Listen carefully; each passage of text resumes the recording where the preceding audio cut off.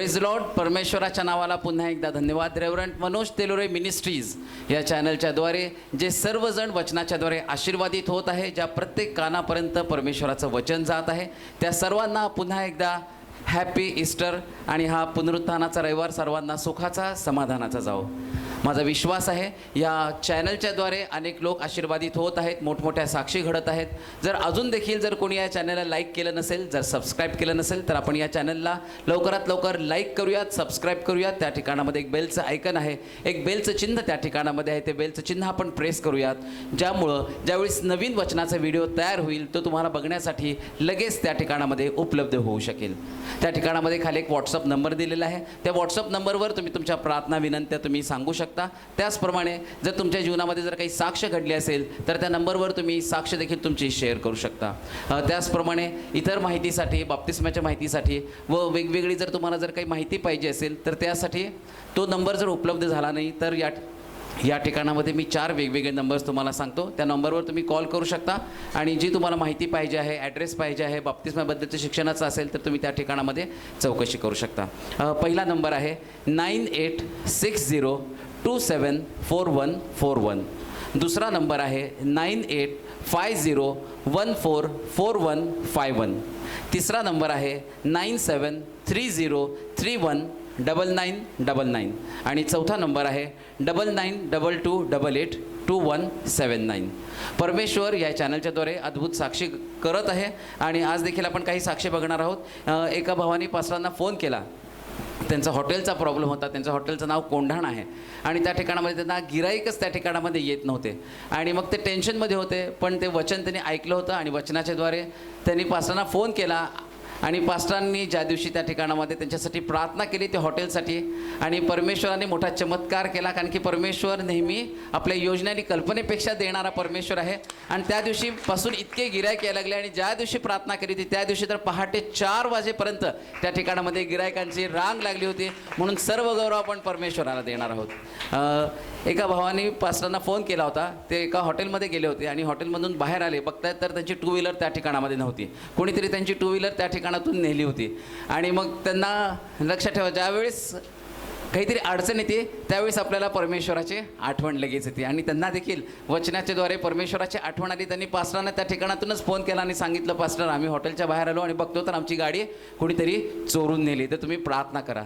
आणि पास्टरांनी त्या ठिकाणामध्ये त्यांच्यासाठी प्रार्थना केली आणि अगदी थोड्या वेळामध्येच परमेश्वराने त्यांची गाडी अद्भुतरित्या त्यांना त्या ठिकाणामध्ये पुन्हा एकदा परत मिळाली. म्हणून सर्व गौरव आपण परमेश्वराला देणार आहोत. हाच जो परमेश्वर, जो पुनरुत्थान पावलेला परमेश्वर आहे, जो जिवंत अशा परमेश्वर आहे, त्या जिवंत परमेश्वराचं जिवंत वचन पास्टर घेऊन येत असताना आपण जोरदार टाळ्याने त्याचं स्वागत करूया. स्तुती करतो, प्रभूला महिमा देतो.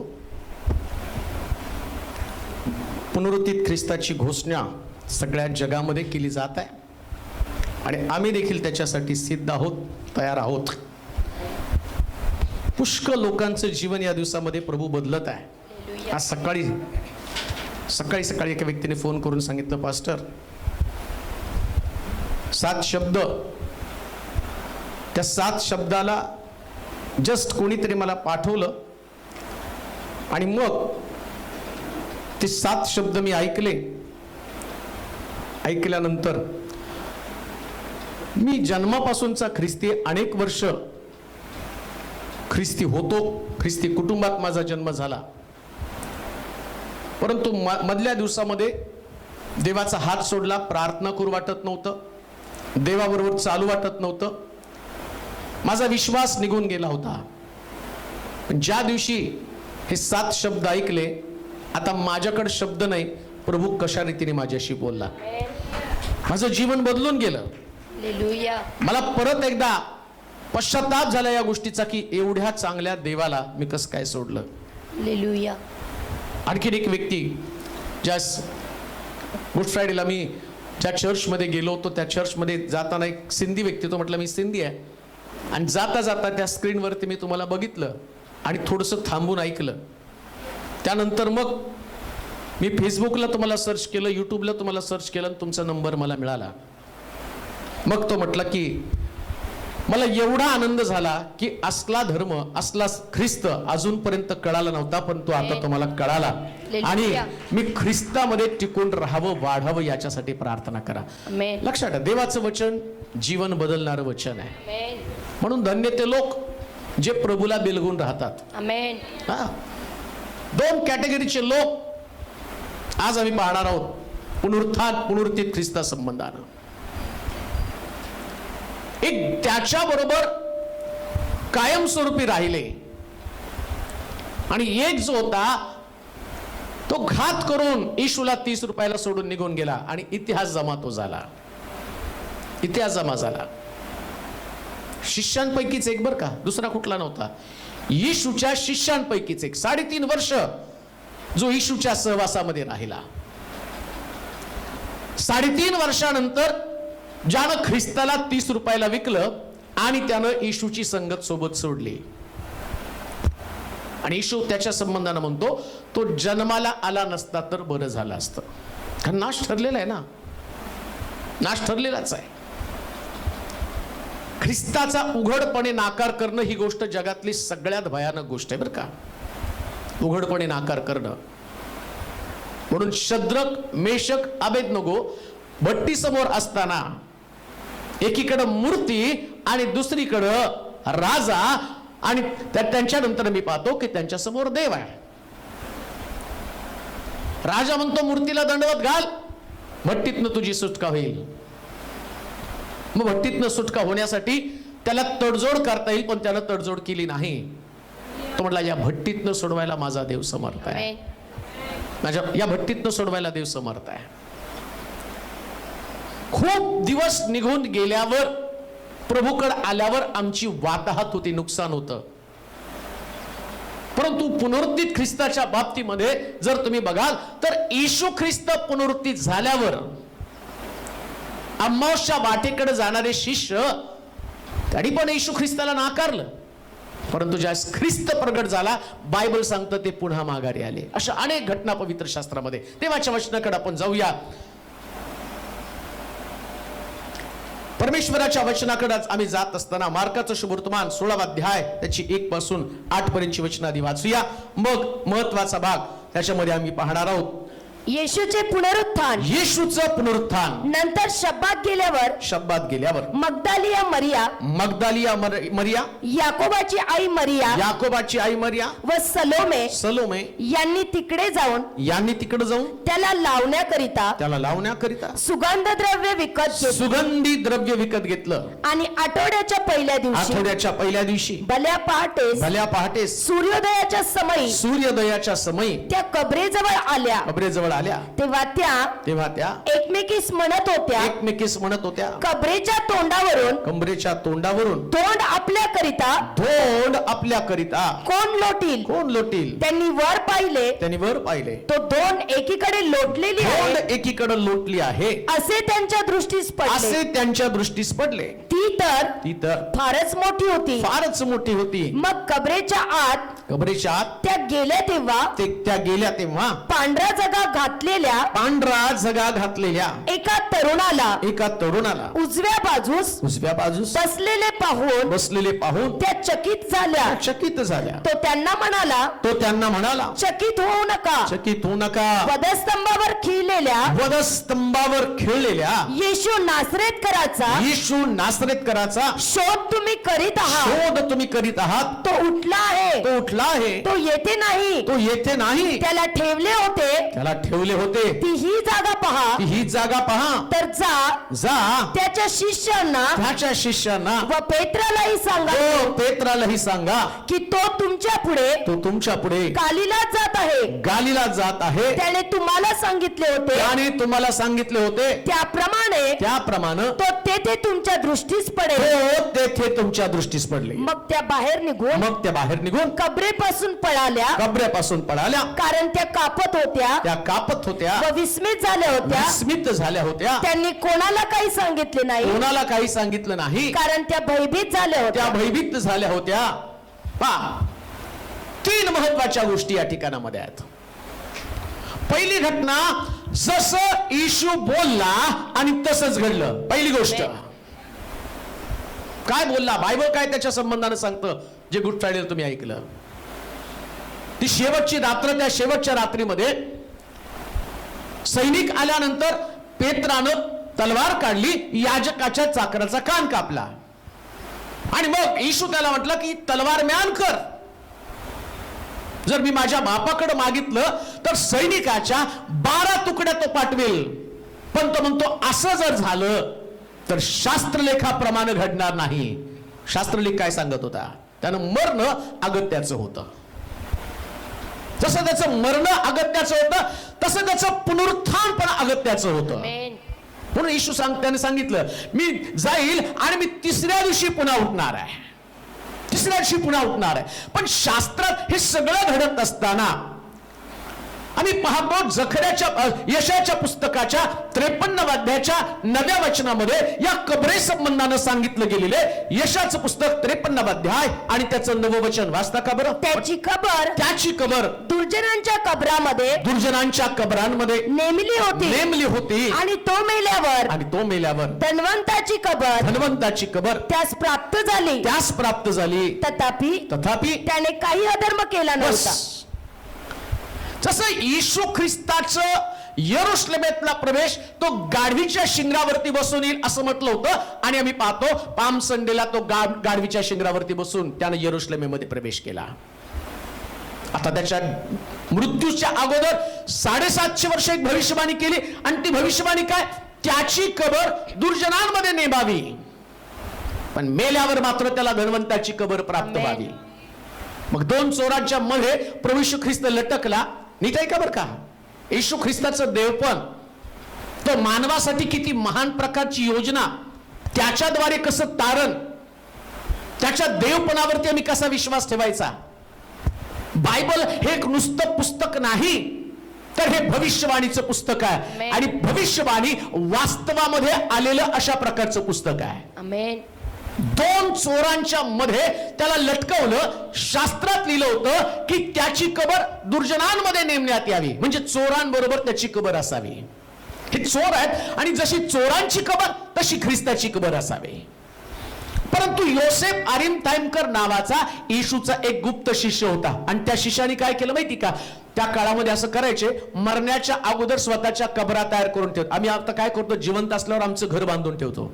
पण त्यावेळेस लोकांना विश्वास असायचा जन्माला आलेला प्रत्येक व्यक्ती त्याला मृत्यू अटळ आहे का. सकाळीच मी ते लता मंगेशकरचं एक स्टेटमेंट वाचलं आणि ती काय म्हणत होती माहिती का? तिचा फोटो फेसबुकला टाकला आणि त्या फेसबुकवर लता मंगेशकर वृद्ध झालेली आणि ती म्हणती जगातली सगळ्यात महागडी कार माझ्या दारामध्ये आहे, जगातलं सगळ्यात भारी घर माझं आहे आणि माझ्याकडं एवढा बँक बॅलन्स आहे, एवढं सगळं आहे, पण आता मी व्हीलचेअर वरती आहे म्हणून जगातलं सगळ्यात मोठं सत्य मरणच आहे, दुसरं कोणतं सत्य नाही. महागडी कार माझ्या दारात आहे पण मला व्हीलचेअर वरती बसावं लागतं. आता एवढा मोठा माझा बँक बॅलन्स आहे पण हा बँक बॅलन्स कोणाला द्यावं हा पण माझ्यासमोर मोठा प्रश्न आहे. मरताना प्रत्येक व्यक्तीला जीवनातल्या अंतिम सत्याला सामोरं जावं लागतं, पण येशू ख्रिस्ताचा मृत्यू मनुष्याला निराशेमधनं आशेचं जीवन दाखवतो. तिला आशा नाही, तिला वाटतं की आता मेल्यावरती ही माझी महागडी कार, हे माझं आणि जगामध्ये असणारं घर, आता याचं काय. परंतु पौल सुद्धा काय म्हणतो, आता मी माझं प्रयाण काळ जवळ आलेला आहे, जीवन आणि मरण यातनं काय पत्करावं मला समजत नाही. जिवंत आहे तर प्रभूची सेवा करेल, मेल्यावर मी माझ्या प्रभूला भेटायला जाईल. याचा अर्थ मरणानंतर एक जीवन आहे, एक मरणानंतर जीवन आहे. मग आता मरणानंतरच्या जीवनावर विश्वास ठेवण्यासाठी कोणाला तरी मरावं लागणारच होतं. देवाला दाखवायचं होतं तुम्ही जगता ना, तुम्ही जगता तसं तुम्ही मरता, मग मेल्यानंतर तुम्ही पुनरुत्थित होणार आहे. देवाची योजना आहे ती, मेल्यावर एक जण पुन्हा एकदा जिवंत होणार आहे. मग तो कोणाला पाठवणार आहे? नीतिमान तर जगामध्ये कोणी नव्हतं की ज्याला पुनरुत्थान द्यावं. मोशे मेला, त्याचं शरीर गायब झालं. एलिया स्वर्गारोहण झाला, एलिया कबरेतनं बाहेर आला नाही, मोशे पण कबरेतनं बाहेर आला नाही. कारण प्रत्येकामध्ये दोष होता, प्रत्येकामध्ये काही ना काहीतरी चुका होत्या. मोशेकडे जर तुम्ही पाहिलं तर त्याला राग आला, त्यानं 3000 लोकांची कत्तल केली. कारण त्यानं पाहिलं डोंगरावरून खाली आल्यावर तिकडे देवाने त्याला आज्ञा दिल्या, 10 आज्ञा दिल्या. त्यातली एक आज्ञा मूर्तीपूजा करू नको. आणि इस्रायल लोकांनी काय केलं, पशु केला आणि वासरू केलं, त्याच्या भोवती नाचायला लागले. मोशीला राग आला, 3000 लोकांची कत्तल केली. पण येशू ख्रिस्ताला एवढ्यात देवाच्या आज्ञा मोडून आणि प्रभूला वधस्तंभावर दिलं, पण त्यानं सगळ्या जगासाठी मध्यस्थी केली. हे बाप्पा यांना क्षमा कर. म्हणजे एवढं निर्दोषत्व जगात कोणत्याच व्यक्तीमध्ये नव्हतं जे ख्रिस्तामध्ये होतं. मग तो मेला, त्याची कबर दुर्जनांमध्ये नेमली. आणि मग योसेफ अरिमथाईमकरच्या नावाच्या माणसानं त्यानं काय केलं, येशूचं शरीर मागितलं आणि त्याने स्वतःच्या कबरेमध्ये ठेवलं. तो श्रीमंत व्यक्ती होता. भविष्यवाणी पूर्ण झाली, जी भविष्यवाणी त्या ठिकाणामध्ये होती. आता पहिला प्रश्न आम्हाला तोच आहे, तो जगामध्ये प्रत्येक व्यक्तीला आहे. अनेक लोक प्रश्न करतात आणि कदाचित लोकांना त्या प्रश्नामध्ये अडकून ते म्हणतात की पिता, पुत्र आणि पवित्र आत्मा. तुम्ही म्हणता एक आहे. पिता, पुत्र, पवित्र आत्मा त्याला म्हणतो आम्ही त्रैक्य, म्हणजे एकच आहे. मग येशू देव आहे, पिता देव आहे, पुत्र देव आहे. मग येशू मेला, त्या 3 दिवस जग चाललं कसं? हा विद्वान लोक तुम्हाला प्रश्न विचारतात, जो प्रश्न मला विचारला होता. आता देवच मेला, 3 दिवस कबरेमध्ये राहिला, 2 आणि 3 दिवस कबरेत राहिल्यावर जग चाललं कसं? मग तो देव असताना नेमकं तो मरण म्हणजे नेमकं काय? आता तुमच्या दृष्टिकोनातनं त्यांनी मला विचारलं, मरण म्हणजे नेमकं काय? मग मरण म्हणजे काय होतं? मरण म्हणजे विसावा, झोप, आत्मा काढून घेतला जातो, शरीर नष्ट होतं. मग येशूचं शरीर त्या कबरेमध्ये ठेवलं, त्याचा आत्मा काढून घेतला, म्हणजे तो मेला, असं त्यांच्या दृष्टिकोनातनं. मग जग चाललं कसं? पण आता मी त्याला पण ते उदाहरण सांगितलं, तुम्हाला पण सांगतो, कारण अनेक लोकांच्या डोक्यातला हा प्रश्न, त्यांचं उत्तर त्यांना मिळालं पाहिजे. आता रिलायन्स कंपनी, त्याचा मालक मुकेश अंबानी. आता हा मुकेश अंबानी, तुम्हाला माहिती का की तो मुकेश अंबानी कंपनीचा मालक आहे. मग मुकेश अंबानी प्रोडक्शन करतो का? प्रोडक्शन कोण करतं? प्रोडक्शन डिपार्टमेंट, मॅनेजमेंट डिपार्टमेंट, ज्याला असं म्हटलं मॅनेजमेंट डिपार्टमेंट म्हणजे जे नियोजन करतं, आणि झालेल्या वस्तू विकतं, त्याला सेल्स डिपार्टमेंट म्हटलं. या तिघांचं डिपार्टमेंट असतं हे. मग तिघांचे डिपार्टमेंट, तिघांची कामं वेगवेगळी आहेत, पण चालवतो कोण? मुकेश अंबानी. मालक कोण आहे? मुकेश अंबानी. तसं सृष्टीचा निर्माता, त्या देवाचं नाव काय? यावे देव. मी जो होतो तो आहे. ऐका, प्रारंभी शब्द होता, शब्द देवास होता, शब्द म्हणजे देव बोलला आणि येशू आला. हे देवाचं प्रोडक्शन आहे बरं का. तो बोलला येशू हो, जसं आकाश, तो बोलला आकाश हो, आकाश झालं. तसं देव बोलला येशू जन्माला येऊ, येशू अस्तित्वात येऊ, त्या देवाचा शब्द येशू अस्तित्वात आला. बऱ्याच लोकांना असं वाटतं येशूचा जन्म झाला, कसं काय अस्तित्वात आला? शास्त्र सांगतं प्रारंभी शब्द होता, शब्द देवास होता आणि शब्द देही झाला. देवानं एक देह तयार केला आणि त्या देहामध्ये शब्द घातला. ऐका, कान देऊन ऐका, नीट ऐका. येशू का मरत नाही? आणि तुम्ही एकदा पुनरुत्थान झाल्यावर तुम्ही पण मरणार नाही. तुमचं शरीर ज्यावेळेस पुनरुत्थान होईल ना, त्यावेळेस ते शरीर नष्ट होणार नाही. मग ते पापी व्यक्तीचं असो नाही तर धार्मिक व्यक्तीचं असो. नीट ऐका, पापी व्यक्तीचं पण शरीर नष्ट होणार नाही, धार्मिक माणसाचं पण शरीर नष्ट होणार नाही. पुरावा काय?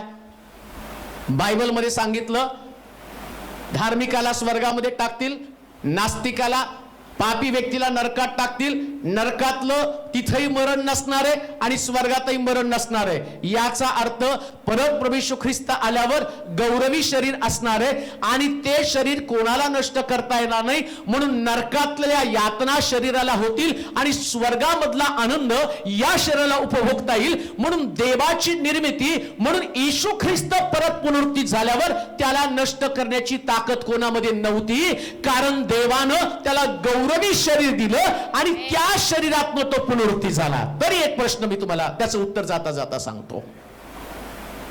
मग येशू मेला, त्या जग ठप्प झालं का? चालवलं कोणी? तर जग देवानेच चालवलं. पण जग चालवत असताना पवित्र आत्मा आणि पिता, पुत्र आणि पवित्र आत्मा, सगळ्या सृष्टीचं काम करणारा कोण आहे? देव.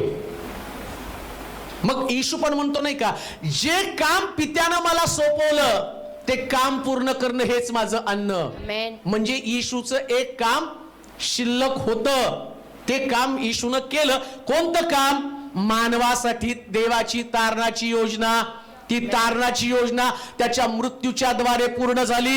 एका व्यक्तीचं मरण आणि सगळ्या जगाला पापापासून क्षमा, ते काम त्यानं केलं, त्याचं काम संपलं. म्हणजे मी तुम्हाला म्हटलं ना, एक डिपार्टमेंट आहे, त्या डिपार्टमेंटचं काम, येशूचं काम, देवानी तारणाची योजना जी ठरवलेली होती आणि ते तारण झालं, पापक्षमा मिळाली, कोकरू कापलं, आता त्याचं काम संपलं. पण तिथं स्वर्गामध्ये देव आहे आणि तो स्वर्गातला देव जे काम आहे ते बाकीचं काम करत आहे. मग आता बाकीचं काम कोणतं?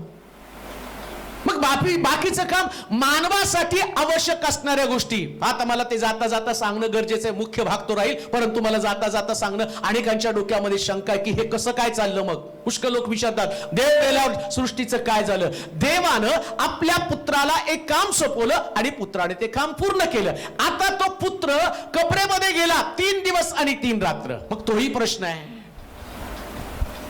त्यानं क्रुसावरती स्वतःचं देव पण सिद्ध करायला पाहिजे होतं. माझ्या डोक्यातली कल्पना, तुमच्या डोक्यातली कल्पना. पुष्कळ लोकांना असं वाटतं वधस्तंभावर त्याला मारायला पाहिजे होतं, त्याच्या कुशीत भाला भुसकला पाहिजे होता, डोक्यात काट्यांचा मुकुट सगळं करून त्याने पूर्ण झालं म्हटलं आणि मग मेला आणि मग लोक अवतीभोवती जमले, सिद्ध झालं तो मेला. आणि समजा जर असं झालं असतं, तो मेला म्हणून डिक्लेअर झालं ना, अचानक जीवन झालं असता, तर कदाचित जगातल्या प्रत्येक व्यक्तीने त्याच्यावर विश्वास ठेवला असता. पण काही पण करा, लोक विश्वास ठेवत नाहीत. तिथून जरी कब्र, तिथं काय म्हणले असते माहिती का, लगेच सैतानानं पण, जर तुम्ही बघितलं ना, आता सुद्धा डॉक्टर डिक्लेअर करतात आणि सांगतात की हा व्यक्ती मेला आणि त्याला कबरेपर्यंत घेऊन जातात, तेवढा तो उठून बसतो. मग समजा जर येशू उठला असता तर आपले लोक एवढे बुद्धिमान होते की त्यांनी म्हटले असते, अहो तो नाही का उठला, अमका मेला आणि त्याला कबरवर ठेवणार, तर तेवढ्यात तो उठला. तसंच येशूचं पण घडलं. मग त्या देवाला कोणाला सिद्ध करण्याची गरज नाही, देवाकडे प्लॅन आहे, देवाकडे योजना आहे. ती योजना त्यानं 3 दिवस मनुष्य मातीच्या पोटामध्ये राहावं. कशासाठी राहावं? भविष्यवाणी काय वाचूया. मत्त्याचं शुभवर्तमान 12 अध्याय 40 वचन. मत्तय 12:40. मत्त्याचं शुभवर्तमान 12 अध्याय 40 वचन. कारण जसा योना 3 दिवस व 3 रात्री मोठ्या माशाच्या पोटामध्ये होता, तसा मनुष्याचा पुत्र 3 दिवस व 3 रात्री पृथ्वीच्या पोटात राहील. येशूनं स्वतः सांगितलं, मी 3 दिवस 3 रात्र कबरेमध्ये राहील. जसं योना माशाच्या पोटामध्ये. देव प्रत्येक गोष्ट करण्याच्या अगोदर देव योजना करून आम्हाला आणि सहजपणे समजेल अशा पद्धतीनं त्याचा डेमो देतो बरं का. तो जशी एक मशिनरी तयार केली जाते ना, त्याचा डेमो असतो, कसं चालवायचं. वॉशिंग मशीन घेतली, मग लगेच घरात येऊन तुम्हाला लगेच आणून त्याच्यात नाही तुम्ही कपडे टाकत, डेमो दाखवा. मग डेमो दाखल्यावर तुम्हाला विश्वास बसतो ना. मग तुम्ही म्हणता हे ओरिजिनल आहे, अहो त्याच्यात ते फिरलं, कापड टाकले, पाणी निघालं, स्वच्छ झालं. तसं देवानं येशू ख्रिस्त जमिनीच्या पोटात 3 दिवस 3 रात्र राहू शकतो हे सिद्ध करण्यासाठी वापरलं. कोणाला? योनाला. त्याने तो आता त्यालाच का वापरलं?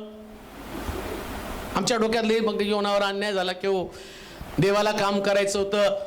यहुदाच्या बाबतीत तसं घडलं. यहुदानं पण आणि 12 शिष्यांपैकी एक जण येशूला धरणार होता, मग यहुदावरच का अन्याय झाला?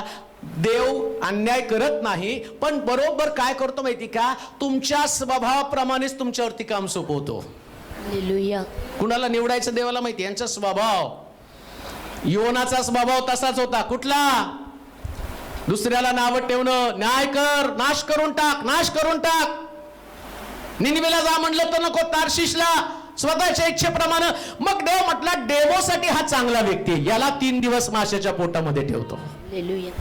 देवाचं प्लॅनिंग आहे. एवढे वर्ष गेले, आता देवाचं सूत्र, देवाला 1 दिवस 1000 वर्षासारखा आहे. मग देवाला तर येशूला पाठवायचं होतं आणि त्याच्या अगोदर डेमो द्यायचा होता. मग योनाला बरोबर त्यानं निवडलं. याला निनिवेला सांगितलं, हा तार्शिशला चालला, माझा पुत्र पण मातीच्या पोटामध्ये 3 दिवस राहायचा, आता जगाला हे मला पटवून द्यायचं. मग काय केलं, हा निघाला तार्शिशला. तेवढ्यात देवानं मासा पाठवला. सगळी स्टोरी तुम्हाला माहिती आहे. मासा आला, त्याला गिळलं आणि माशानं पण त्याला 3 दिवस 3 रात्र ठेवले. माशाने तर त्याला उलटी करायला पाहिजे की 3 दिवसात खाऊन पण टाकायला पाहिजे, पण 3 दिवस तो पचला पण नाही. माशाच्या पोटामध्ये 3 दिवस एक माणूस राहणं शक्य आहे का? परंतु आम्ही पाहतो तिथं देवाने इस्रायल लोकांना पुरावा दिला. पहा, माशाच्या पोटात 3 दिवस 3 रात्र राहिला. माशाच्या पोटामध्ये तो नष्ट व्हायला पाहिजे. जमिनीच्या पोटामध्ये सुद्धा एक व्यक्तीला ठेवल्यावर 3ऱ्या दिवशी ते प्रेत सडतं. पुरावा काय? मरिया म्हणती लाजरसला कबरेत ठेवलेला आहे, आता 3 दिवस होऊन गेलेले आहेत, माझा भाऊ सडून गेला असेल, वासेल. तिकडे येशू ख्रिस्ताच्या संबंधानं पण आता इथं माशाच्या पोटामध्ये योनाला ठेवलं. 3ऱ्या दिवशी परमेश्वर त्याला म्हटला, आता त्याला बाहेर फेक. का? कारण तू त्याला बाहेर फेकशील, त्यास येशू ख्रिस्ताचं पुनरुत्थान किती सत्य आहे हे जगाला समजणार आहे. आणि आम्ही पाहतो माशाच्या पोटानं, या माशानं पोटातनं योनाला बाहेर टाकलं आणि तिकडं मासा काय करत आहे? माझं काम मी केलेलं आहे. काम देऊ नये का? भूमीला सुद्धा देवाची योजना माहित होती, अधोलोकाला सुद्धा देवाची योजना माहित होतं. आणि देवाची योजना काय? येशू म्हणतो, जसा योना माशाच्या पोटामध्ये 3 दिवस 3 रात्र राहिला, तसा मनुष्याचा पुत्र भूमीच्या पोटामध्ये 3 दिवस 3 रात्र राहील. मग आता देवाची काय योजना? नुसतं 3 दिवस 3 रात्र नुसतं ठेवायचं म्हणून त्याला ठेवलं? काय योजना? इब्रानियोंचा पत्र 4 अध्याय 9 वचन वाचा पटकन. पटकन वाचा. म्हणून देवाच्या लोकांसाठी शब्बाताचा 20वा राहिला आहे, कारण जो कोणी त्याच्या 20व्यात आला आहे. इब्री 4:9. इब्री 4:9. म्हणून देवाच्या लोकांसाठी शब्बाताचा 20वा राहिला आहे, कारण जो कोणी त्याच्या 20व्यात आला आहे, त्यानेही जसा देवानं आपल्या कृत्यांपासून 20वा घेतला, तसा आपल्या कृत्यांपासून 20वा घेतला आहे. म्हणून त्या 20व्यात येण्याचा आपण होईल तितका प्रयत्न करावा, यासाठी की त्यांच्या अवज्ञेच्या उदाहरणाप्रमाणे कोणी पतित होऊ नये. आता 1 पेत्र 3 अध्याय 18 ते 20 वचन वाचा.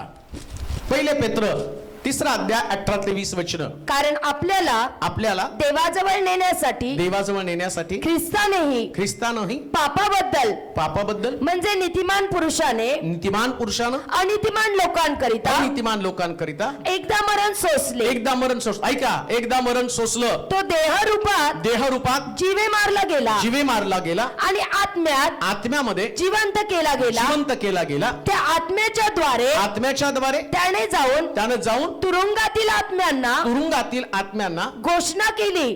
कशानं गेला तो? तुरुंगातील. कशानं गेला? मेला आत्म्याने नाही. कशाने मेला? देहरूपात मेला. कशानं? देहानं मेला. लक्षात ठेवा, मरण म्हणजे देहाचं मरण असतं बरं का. फक्त बॉडी, हे जे तुमचं शरीर हे मरतं. ज्याच्यावर आमचं प्रेम आहे, ज्याच्यावर मी आज सूट घातलाय, ज्याच्यावर तुम्ही दागिने घातले, ज्याच्यावर तुम्ही गॉगल घातला, ज्याच्यावर तुम्ही नटून थटून आला, पण हे काय होणार आहे? नष्ट. किती पण भारी डेकोरेशन करा, म्हणजे करू नका असं म्हणत नाही, पण जाग करतो काय? हे नष्ट होणार आहे. मग राहणार काय? जिवंत आत्मा. मग येशू ख्रिस्ताचा देह जो मरीच्या पोटी त्याने जन्म घेतला, ज्या वेळेस स्त्रीच्या पोटी तुम्ही जन्म घेता, आईच्या पोटी तुम्ही जन्म घेता, या जन्मानंतर प्रत्येकाचं शरीर किती पण तुम्हाला वाटलं नाही मरावं, आणि तुम्हाला किती पण मरुशी वाटलं नाही तरी तुम्ही मरणारच. ते शरीर सडणारच आहे. पण शास्त्र काय सांगतो माहिती का?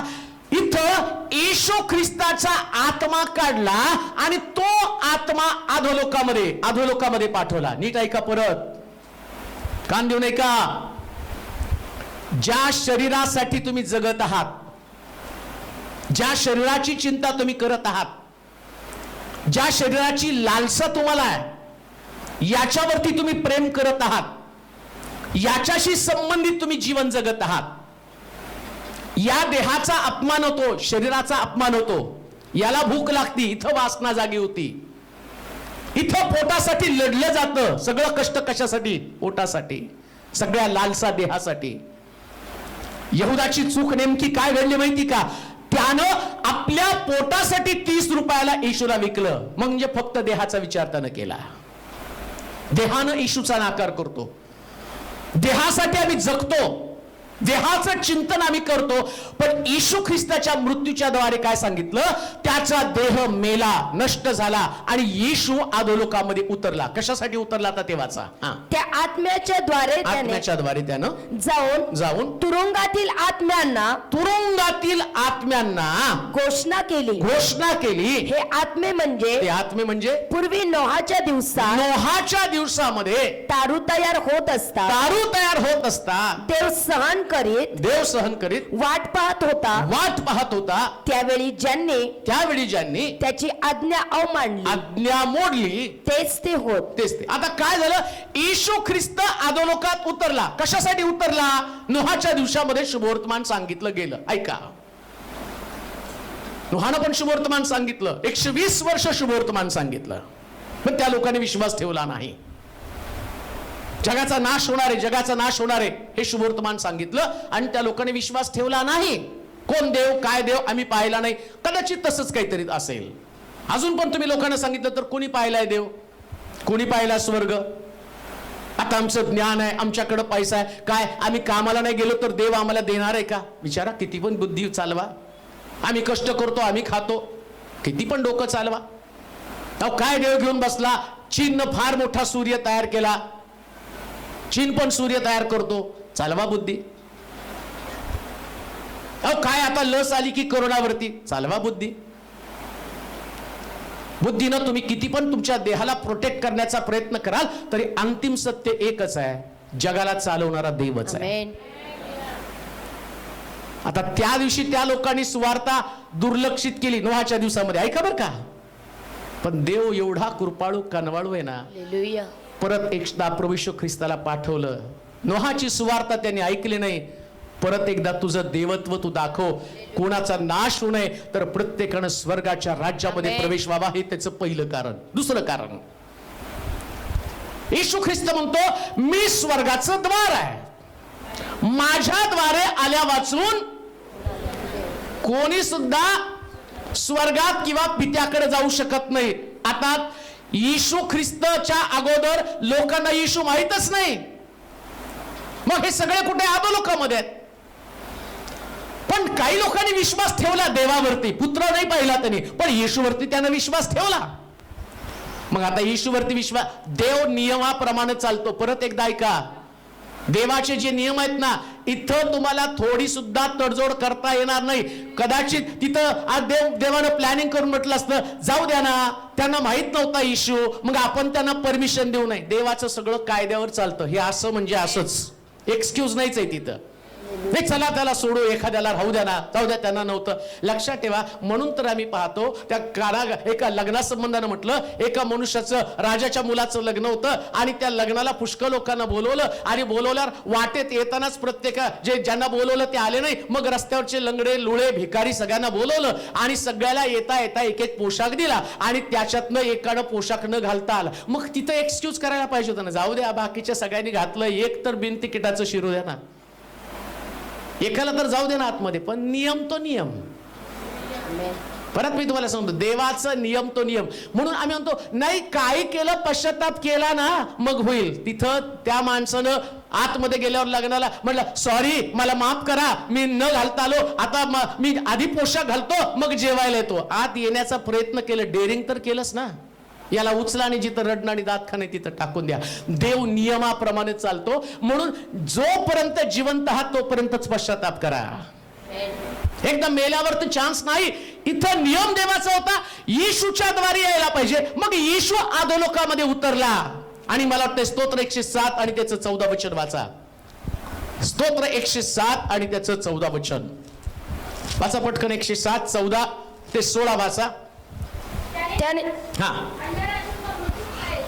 अधोलोकामध्ये तू उतरला, काय केलं त्याने? त्याने त्यास अंधकारातून व मृत्यूच्या बंधनातून बाहेर बाहेर आणलं व त्यांची बंधने त्यांची बंधनं तोडून टाकली परमेश्वराच्या दयेबद्दल व त्याने मनुष्यासाठी केलेल्या अद्भुत कृत्यांबद्दल लोक त्याचं उपकार स्मरण करो कारण त्याने पितळेची दारे फोडली व लोखंडाचे अडसर तोडून टाकले मूर्खांना. बस काय केलं अधोलोकामध्ये?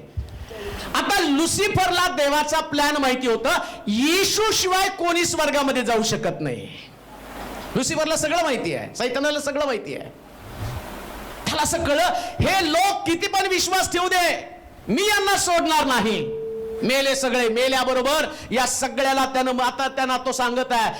नोहाच्या काळातल्या लोकांना सांगितलं, तुम्ही बाहेर जाऊ शकणार नाही, तुम्हाला येशू माहित नाही सोडून द्या. तुम्ही शुभवर्तमान पण नीट त्याचा स्वीकार केला नाही. मग येशू ख्रिस्त आणि देवानं प्लॅन केला. तो म्हणतो माझे लोक आहेत, मी माझ्या हाताने यांना घडवलेलं आहे, माझं त्यांच्यावरती प्रेम आहे. पिता पुत्र दोघं जण स्वर्गामध्ये योजना करू लागले, प्लॅनिंग करू लागले. काय प्लॅनिंग? येशू म्हणतो मी पृथ्वी तलावरती जाईल, लोकांना शुभवर्तमान सांगेल, स्वर्गाचं राज्य जवळ आलं. योहानाला पाठवलं, शुभवर्तमान सांगितलं. येशू पण तिथं लोकांना स्वर्गाच्या राज्याची गुपितं सांगू लागला. आणि जेवढे लोक सुवार्ता ऐकायला लागले, सगळे बदलले आणि आता सगळं पूर्ण झालं. येशू ख्रिस्त म्हणतो पूर्ण झालं. एक सिक्रेट कोड त्याने देवाला सांगितलं, पृथ्वी तलावरती माझं काम पूर्ण झालेलं आहे. आणि तिकडं आज शास्त्र सांगतं, सगळी शक्ती एकवटून सैतानानं त्याच्यावरती हल्ला केला आणि त्याला असं वाटलं आता शरीर संपलं. देवाचा दुसरा बी प्लॅन, आता पहिला प्लॅन पृथ्वी तलावर जिवंत असणाऱ्या मानवा संबंधानं, दुसरा बी प्लॅन आणि अधोलोकामध्ये असणारे त्याचे लोक यांची सुटका करायची. आणि इकडे सैतान अधोलोकामध्ये या लोकांना आपल्या आणि त्या पितळी अडसर लोखंडाची बंधनं टाकून या सगळ्याला त्यानं आणि त्या नरकामध्ये अधोलोकामध्ये ठेवलं. कोणाला बाहेर पडू देत नाही. आणि तो सांगतो तुम्हाला येशू माहित नाही. आणि तिकडे अंधकारामध्ये आणि मोठा जल्लोष चालला. असं सांगितलं गेलं की तिसऱ्या तासापासून 6व्या प्रहरापर्यंत आणि अंधकार पडला. अंधकार चालू असताना इकडे लुसिफर आणि त्याच्या शक्तीचा जय जयकार, ज्याच्यासाठी देवाची योजना होती, तो म्हणतो ते राज्य हातातून गेलं तरी चालेल, पण अधोलोकातले हे लोक सुटता कामा नये. परंतु देवाचा बी प्लॅन, दुसरा प्लॅन, इकडे येशू ख्रिस्त अधोलोकामध्ये उतरला आणि प्रत्येकाला त्या अधोलोकाच्या ज्या ठिकाणामध्ये आणि लोखंडी अडसर पितळी दरवाजे होते, येशू तिथे जाऊन होता, मी आलो, मी द्वार आहे, माझ्यावर विश्वास ठेवा. आणि बायबल सांगतं लोकांनी सुवार्थ ऐकली आणि सुवार्थ ऐकल्याबरोबर शास्त्र सांगतं हे सगळे थडगे उघडले, मेलेले जिवंत झाले आणि दाखवून दिलं की पुनरुत्थान आणि जीवन मीच आहे. पुनरुत्थान आहे आणि शास्त्र सांगतं मेलेले जिवंत झाले. आमेन. प्रूफ काय? आता तो म्हणतो आता याही लोकांना स्वर्गाच्या राज्यामध्ये प्रवेश मोकळा. हालेलुया. उद्देश काय? सगळ्यांनी स्वर्गाच्या राज्यामध्ये जावं, प्रत्येकाचा प्रवेश स्वर्गाच्या राज्यामध्ये व्हावा. अधोलोकामध्ये उतरला. आता अधोलोकामध्ये हा इकडे उतरला आणि पृथ्वी लोकावर गोंधळ. त्याने सांगितलं, भविष्यवाणी काय सांगितली? मी 3 दिवस आणि 3 रात्र जमिनीच्या आणि मी तिसऱ्या दिवशी पुन्हा उठणार आहे. इकडे येशू आतमध्ये गेला आणि शिष्यांची मोठं पांगापांग गोंधळ. 12 शिष्य इकडे तिकडे पळून गेले, कोणीच त्या ठिकाणामध्ये नाही.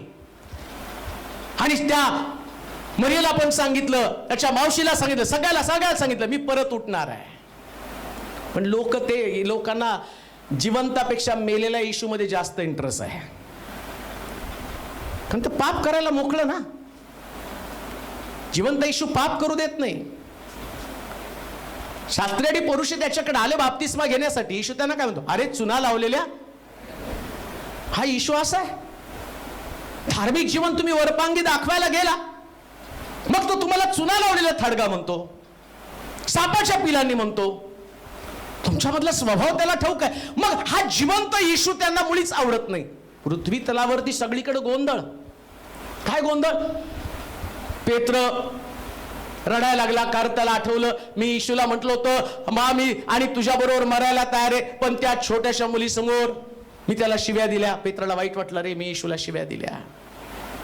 तो एका खोलीमध्ये स्वतःला बंद करून बसलेला आहे. आणि येशू ख्रिस्त मेल्यामुळं आता त्याच्या शिष्यांना सगळे शोधत आहे, हे कोण कोण त्याच्या बरोबर होतं, या सगळ्याला पकडून आता मारा, का तर त्याचे अनुयायी या एका पण अनुयायाला जिवंत ठेवायचं नाही. सगळे शिष्य दार बंद करून बसलेत, एक सुद्धा बाहेर नाही. सगळीकडे पांगापांग, सगळीकडे गोंधळ, भीतीचं वातावरण, अस्वस्थ अशा प्रकारचं वातावरण. आणि अशा परिस्थितीमध्ये काय घडलं त्या ठिकाणामध्ये आम्ही पाहतो, इकडं मात्र जे 5 लोक शेवटपर्यंत वधस्तंभाच्या पायथ्याजवळ होते, असे 5 लोक मात्र डेअरिंगने. कोण 5 लोक होते? वाचा बरं ते लोक. मार्काचं शुभवर्तमान 16 अध्याय. मरिया, याकोबाची आई मरिया, याकोबाची आई मरिया, मगदालिया मगदालिया, याकोबाची आई मरिया व सलोमे तिकडे जाऊन त्याला लावण्याकरिता सुगंध द्रव्य विकत घेतली. आणि आठवड्याच्या पहिल्या दिवशी कोण कोण आहे? परत वाचा. नंतर शब्दात गेल्यावर मगदालिया मरिया, याकोबाची आई मरिया व सलोमे यांनी तिकडे जाऊन त्याला लावण्याकरिता सुगंधी द्रव्य विकत घेतले. आणि आठवड्याच्या पहिल्या दिवशी भल्या पहाटे सूर्योदयाच्या समयी त्या कबरेजवळ आल्या. आता वाचा पहा काय लिहिलं तिथं. तेव्हा त्या एकमेकीस म्हणत होत्या, कबरेच्या तोंडावरून तोंड आपल्याकरिता कोण लोटील. त्यांनी वर पाहिले तर दोन एकीकडे लोटलेली आहे असे त्यांच्या दृष्टीस पडले. ती तर फारच मोठी होती. लुसिफरचा प्लॅन काय, इकडं बी प्लॅन सक्सेसफुल झाला येशूचा. कोणता? की त्यानं अधोलोकामध्ये ह्या सगळ्या लोकांची सुटका केली. आता लुसिफरचा पण दुसरा प्लॅन, त्याचा बी प्लॅन काय? दोंडच कोणी बाजूला नाही काढत. मग त्यांनी तुम्ही माहिती ना महाकाय जन्माला घातले, त्या लुसिफरचा हात होता. आम्ही पाहतो की त्यानं काय केलं, देवपुत्र आणि मानव कन्येपेक्षा पाशी गेले आणि महाकाय जन्माला आले. आता लुसिफरचा प्लॅन काय? हा येशू काही झालं तरी कबरेच्या आतमध्ये नाही हे लोकांना दिसू नये म्हणून त्यानं काय केलं, सगळ्यात मोठी धोंड आणून त्या कबरेवरती लावली. मोठी धोंड कशासाठी? येशू कबरेच्या बाहेर येऊच नये. आता येशू कबरेच्या बाहेर येण्यासाठी कोणताही व्यक्तीने ती धोंड काढू नये. आणि मग राजाचं सील पण त्याला मारून टाकलं. मग ज्या स्त्रियांच्या बाबतीमध्ये आम्ही पाहतो, त्या स्त्रिया म्हटल्या, अरे आपण चाललोय त्याला मसाला लावायला, पण कबरेची धोंड बाजूला काढणार तरी कोण? आणि सगळ्याला माहिती होतं बरं का, येशू म्हटलं होतं ना, मी तिसऱ्या दिवशी पुन्हा उठणार आहे. मग शास्त्री आणि पुरुष म्हटले, अरे याच्या कबरेवरती पहारा ठेवा. का? याचे शिष्य येतील कबर आणि त्याची धोंड बाजूला काढतील आणि त्याचं शरीर चोरून नेतील आणि म्हणतील येशू उठला. आणि मग शास्त्री आणि पुरुषांना भीती वाटली, जर येशू उठला म्हटलं तर आमचं साम्राज्य संपणार, आमचं कोणी ऐकणार नाही, येशू ख्रिस्ताचं देवत्व सिद्ध होणार आहे. मग त्याने राजाला सांगितलं आणि कबरेवरती पहारा ठेवला. सैनिकानं ती कबर सील केली. आता राजाशिवाय कोणी ते सील काढता कामा नये. आणि मग ते सील केल्यावर आता हे निघाले तर खरं भल्या पहाटे. आणि लक्षात घ्या, ते भल्या पहाटे, ईस्टरला भल्या पहाटे गेले बरं का. कधी गेले हो? आम्ही 9ला ठेवलं तरी आम्हाला नको वाटतं, एवढं लवकर कसं काय चर्च. पण ते भल्या पहाटे गेले ईस्टर साजरा करायला. ईस्टर नाही म्हणत, आता ते आले कोणीतरी, ईस्टर ती राणी होती, अमकं झालं, जाऊ दे आपल्याला काय, आपल्याला फक्त ख्रिस्ताचं पुनरुत्थान माहिती. काही जरी म्हटलं त्यांना, काही लोक म्हणतात हे करू नका ते करू नका, त्याच्या खोलात एवढं जायचं नाही. आपण म्हणायचं फक्त पुनरुत्थानाचा तो दिवस आहे. आणि तो दिवस रविवार होता, कारण तो शब्बाताच्या दुसऱ्या दिवशी म्हटलंय ना, शब्बात गेल्यावर मगदालिया मरिया, आठवड्याच्या पहिल्या दिवशी आठवड्याचा पहिला दिवस रविवार आहे, तो शनिवार शब्बात आहे. पण त्याच्यात पण जायचं नाही. येशू ख्रिस्त पुनरुत्थान झाला म्हणून लोक रविवारी उपासना करतात, एवढं लक्षात ठेवायचं. मग शनिवार, रविवार, सोमवार, मंगळवार या वादात पण पडायचं नाही. आणि त्याच्याशी आम्हाला काही घेणं देणं नाही. आम्हाला फक्त एकच माहिती, येशू कबरेतनं बाहेर पडला आणि त्याचा तो दिवस आहे. मग आता इकडे सगळा गोंधळ, काय करायचं. मग ते निघाल्याबरोबर त्यांच्या डोक्यामध्ये प्रश्न, दोन बाजूला कोण काढणार? मसाला आणलाय कोण लावणार आहे? आता मसाला बिसाला मी सांगत नाही, कारण मुख्य भाग एंड मला तिथं करायचा. ख्रिस्त पुनरुत्थान झाला, पण आम्हाला काय करायचंय? आता ते म्हटलं कोण दोन बाजूला काढणार आहे? आणि इकडं त्यांच्या डोक्यात प्रश्न आला, पण थांबले का? चला म्हटलं, बघू आपण जाता जाता, कारण त्यांनी अनेक चमत्कार पाहिले होते, पण मनामध्ये धाकधूक होती. येशू जिवंत असताना चमत्कार घडले, आता मेल्यानंतर कसा चमत्कार घडेल? ऐका, जिवंत असताना मेलेले जिवंत केले, जिवंत असताना 5,000 लोक 5 भाकरी 2 माशाच्या द्वारे तृप्त केले, सगळं जिवंत असताना. आता मेल्यावर काय? पण येशू कधीच मरत नाही हो. आमेन. येशू कधीच मरत नसतो. हालेलुया. मग मरिया मगदालिया, क्लोपाची पत्नी मरिया आणि योहानाची मावशी, या तिन्ही स्त्रिया तिथे गेल्या आणि पाहतात तर काय, भली मोठी 2 बाजूला निघाली. हालेलुया. आता बाजूला निघाल्यावर तर यांना क्लिक व्हायला पाहिजे होतं ना. येशू म्हटलं होतं बरं का, तिसऱ्या दिवशी पुन्हा उठणार आहे, तिसऱ्या दिवशी पुन्हा उठणार आहे. पण घाबरल्या, गडबडल्या, आतमध्ये गेल्या आणि आतमध्ये गेल्यावर त्यांनी पाहिलं, कोण? एक तरुण, पांढऱ्या जगा घातलेल्या एका तरुणाला उजव्या बाजूस बसलेले पाहून त्या चकित झाल्या. तो त्यांना म्हणाला, चकित होऊ नका. वधस्तंभावर खिळलेला येशू नासरेतकराचा शोध तुम्ही करीत आहात. तो उठला आहे. तो येथे नाही.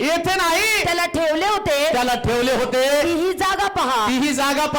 तर जा त्याच्या शिष्यांना व पेत्रालाही सांगा की तो तुमच्या पुढे गालिलात जात आहे. गालिलात कुठं आला पहिल्यांदा? गालिलात. का गालिलात आला? सुरुवात, त्याच्या सेवेची सुरुवात कुठं केली? पहिले शिष्य सापडले कुठं? पहिला चमत्कार.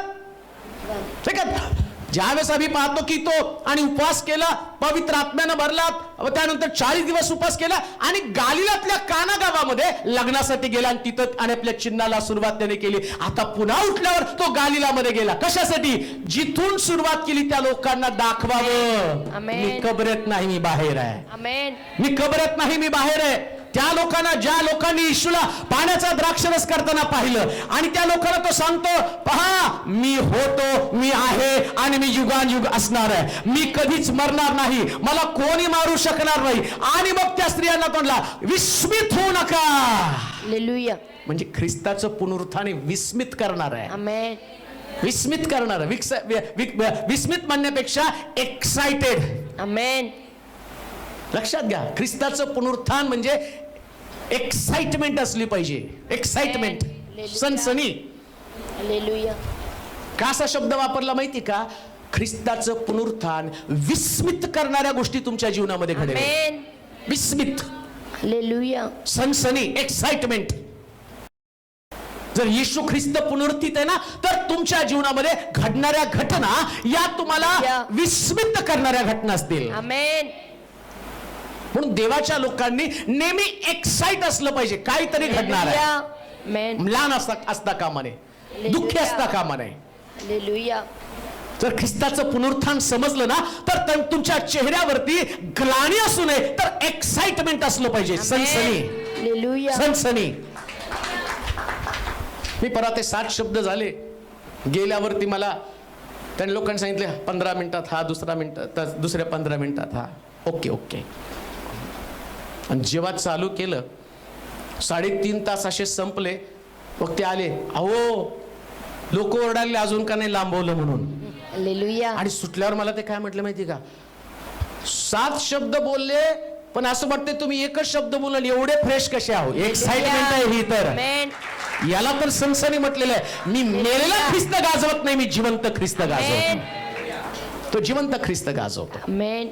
एका घरात तर गेल्यावर ती बिचारी बाई म्हटली, तुम्ही पुण्याचे होते का हो? म्हटलं हो. कशाला सोडलो पुणे?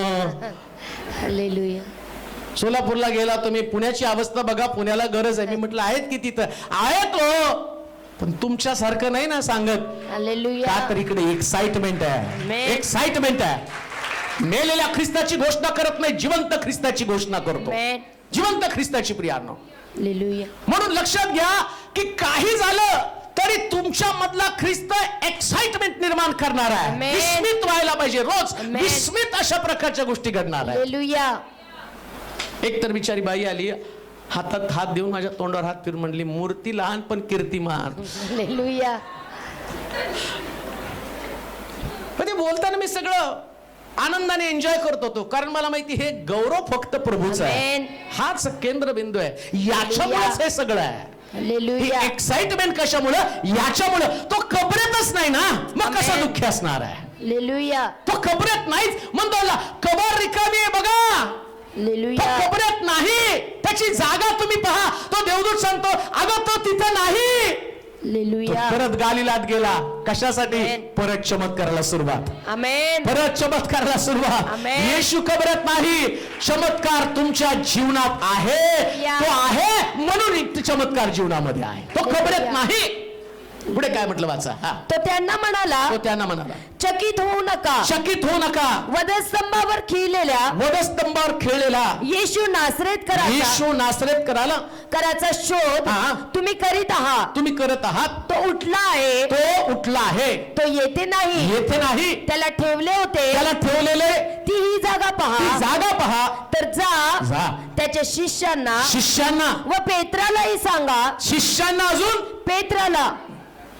विशेष करून पेत्राची आठवण केली. हालेलुया. शिष्यांना तर सांगा. लक्षात ठेवा, हा पुनरुत्थान जो आहे ना, हे पुनरुत्थान नुसतं चर्चला जाण्याचं नाहीये.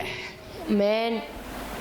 बऱ्याच लोकांना वाटतं ईस्टर म्हणजे काय, वर्षात 4 तर सण हो, है ना? गोडधोड करायचं, खायचं किंवा कपडे तर घ्यायचे नाही का. यावेळेस तर वेळच मिळाला नाही हो, हाय तेच घालावं लागलं. मला कोणीतरी म्हटलं घेतले का नाही. अरे बाबा, ठेवायला जागा नाही. कुठं ठेव म्हटलं, घ्यायला काय भरपूर घ्यायची इच्छा आहे पण ठेवायला जागा नाही. मग सूरज म्हटले, मग अजून एक कपाट बन. कपाटही ठेवायला जागा नाही. पण याच्या पुरतं नाही ते. मग कशासाठी आहे? पुनरुत्थान सगळ्या शिष्यांना शुभवर्तमान सांगण्यासाठी. आमेन. तो दूत तिला काय सांगतो माहिती का? जाऊन सगळ्या शिष्याला सांग प्रभू उठला. या पहिल्या Amen. तिघींनी पाहिलं प्रभू उठला. हालेलुया. काय बघा देवाचं योजना, देवाचं प्लॅनिंग काय आहे. येशू ख्रिस्त पहिल्यांदा उठलेला कोणाला दिसला माहिती का? टाळ्या तर वाजवा. कोणाला दिसला? स्त्रियांना. ब्रदर्स लोक कुठं होते? ते दुःखात होते. एक म्हणत होता, माझा विश्वास नाही तो उठेल का नाही, कुठंतरी मार खावा लागेल. पेत्र म्हणत होता, वाटत तो उठता असं वाटेल, मला वाटतो तो उठणार आहे, पण तो उठल्यावर पहिले माझी झडती घेईल, कारण तो म्हटला होता कोंबडा रोवण्यापूर्वी 3दा तुम्हाला नाकारशील. आणि आता तो उठला तर प्रॉब्लेम येणार आहे. म्हणून पेत्र एका खोलीमध्ये बंद करून रडत होता. असं शास्त्रात लिहिले, सगळ्या खोलात जायचं नाही, परंतु मला मुख्य भाग तुम्हाला सांगायचा. इकडं हे सगळे विश्वासणारे लोक, तिथं लिहिलंय सगळेजण खोलीमध्ये बंद करून बसले होते आणि पेत्र एका खोलीमध्ये सेपरेट होता. त्यांच्या चर्चा असेल शिष्यांमध्ये, 100% असेल हो. आपल्यात घडून एक घटना, शिव्या दिल्या पेत्राने, पडला ना तोंडावर. काय म्हणतो होता? मी तुझ्यावर मरायला तयार आहे. बघा, आपण नाही बोललो वाईट. 3.5 वर्षात मला एकाने थोमा ब्रदर तुम्ही साक्ष द्या माझ्याविषयी. बोललो का मी कधी अपशब्द? आपली साक्षच तशी, टेस्टमनीच तशी आहे. हा पेत्र बघा येशूच्या उराजवळ असायचा आणि आता कुठे? पेत्रला माहितीये तिकडे जायलाच नको. त्यांनी सगळे स्वभाव त्याला माहिती होते ना. गुरुवारी मध्ये त्या मौंदी गुरुवारला बघितलं ना, तिकडे येशू मारणार आणि यांची भांडणं, मोठं कोण. मग पेत्र म्हणला आता त्या वाटेला जायलाच नको. आणि येशूला हे माहिती होतं, पेत्राचं प्रेम माझ्यावरती भरपूर आहे, त्याने नाकारलं. परंतु येशूला हे पण माहिती होतं, जर शुभवर्तमान यांनी ऐकलं उभा राहिला ना, याच पेत्र हजारो लोक देवाच्या राज्यामध्ये आणला. हालेलुया. त्याने मला नाकारलं हा माझा प्रश्न आहे, त्यानं मला शिव्या दिल्या हा माझा प्रश्न आहे. ज्या गोष्टी त्यानं अनुभवल्या, ज्या गोष्टी, आणि तो अशा पद्धतीचं वर्तन करतो, पण माझा हेतू, माझी योजना काय जी त्यानं सांगितलं. पेत्रा तू माझ्यावर प्रेम करतोस का? उठल्यावर म्हटला, तू माझ्यावर प्रेम करतोस का? होय प्रभू. वधस्त मी गेल्यावर पुनरुत्थान झाला तर स्वर्गात जाण्याच्या अगोदर देवाने त्याला, येशूने त्याला परत प्रश्न विचारला, पेत्र तू माझ्यावर प्रेम करतोस का? तो म्हणला होय प्रभू. अजून एकदा विचारलं. आम्ही म्हणतो नाही का, अजून एकदा आठव. मग दुसऱ्या पेत्रा माझ्यावर प्रेम करतोस काय? होय प्रभू. देव म्हटला आता शेवटचा चान्स. पेत्रा माझ्यावर प्रेम करतो का? प्रभू तुलाच ठाऊक. त्यानं कन्फेशन दिलं, प्रभूजी तुझं प्रेम आणि माझ्या प्रेमामध्ये फरक आहे. तू प्रेमासाठी प्राण दिला, मी प्राण देण्याचं टाळण्याच्या ऐवजी तुझ्यापासून पळालो. हे ऐकल्याबरोबर त्याला म्हटला, पेत्रा तू म्हातारा होशील, त्यास तुझी इच्छा नसेल तिथं लोक तुला घेऊन जातील. तरुण असेल तर तुझ्या इच्छेप्रमाणे सगळीकडे जाशील. हे पुनरुत्थित ख्रिस्त रिस्टोरेशन करतो अशा पेत्राची ज्यानं येशूचा नकार केला. हालेलुया. रिस्टोरेशन आहे तिथं, पुनर्बांधणी आहे. आणि इकडं या येशूच्या पुनरुत्थाना संबंधानं या स्त्रियांना कळालं. म्हणून बघा, गुड फ्रायडेला फुल स्त्रिया होत्या. हालेलुया. तर लोक म्हणतात नाही बाळक नाही ना. अरे काय, माझं ऐकून तरी तुमच्यात परिवर्तन होणार आहे. आणि जगात सगळीकडे चर्चेस मध्ये स्त्रिया जास्त. हालेलुया. ब्रदर म्हणतात येताना घेऊन या तीर्थप्रसाद, घरी खातो. जगाच्या इतिहासामध्ये याच्यासाठीच पहिल्या स्त्रीनं आदामाला फळ खायला घातलं, पण दुसरी स्त्री येशू ख्रिस्ताच्या पुनरुत्थानानंतर फळ खायला घालत नाही, परत एकदा ख्रिस्ताच्या जवळ आणण्याचं काम करते.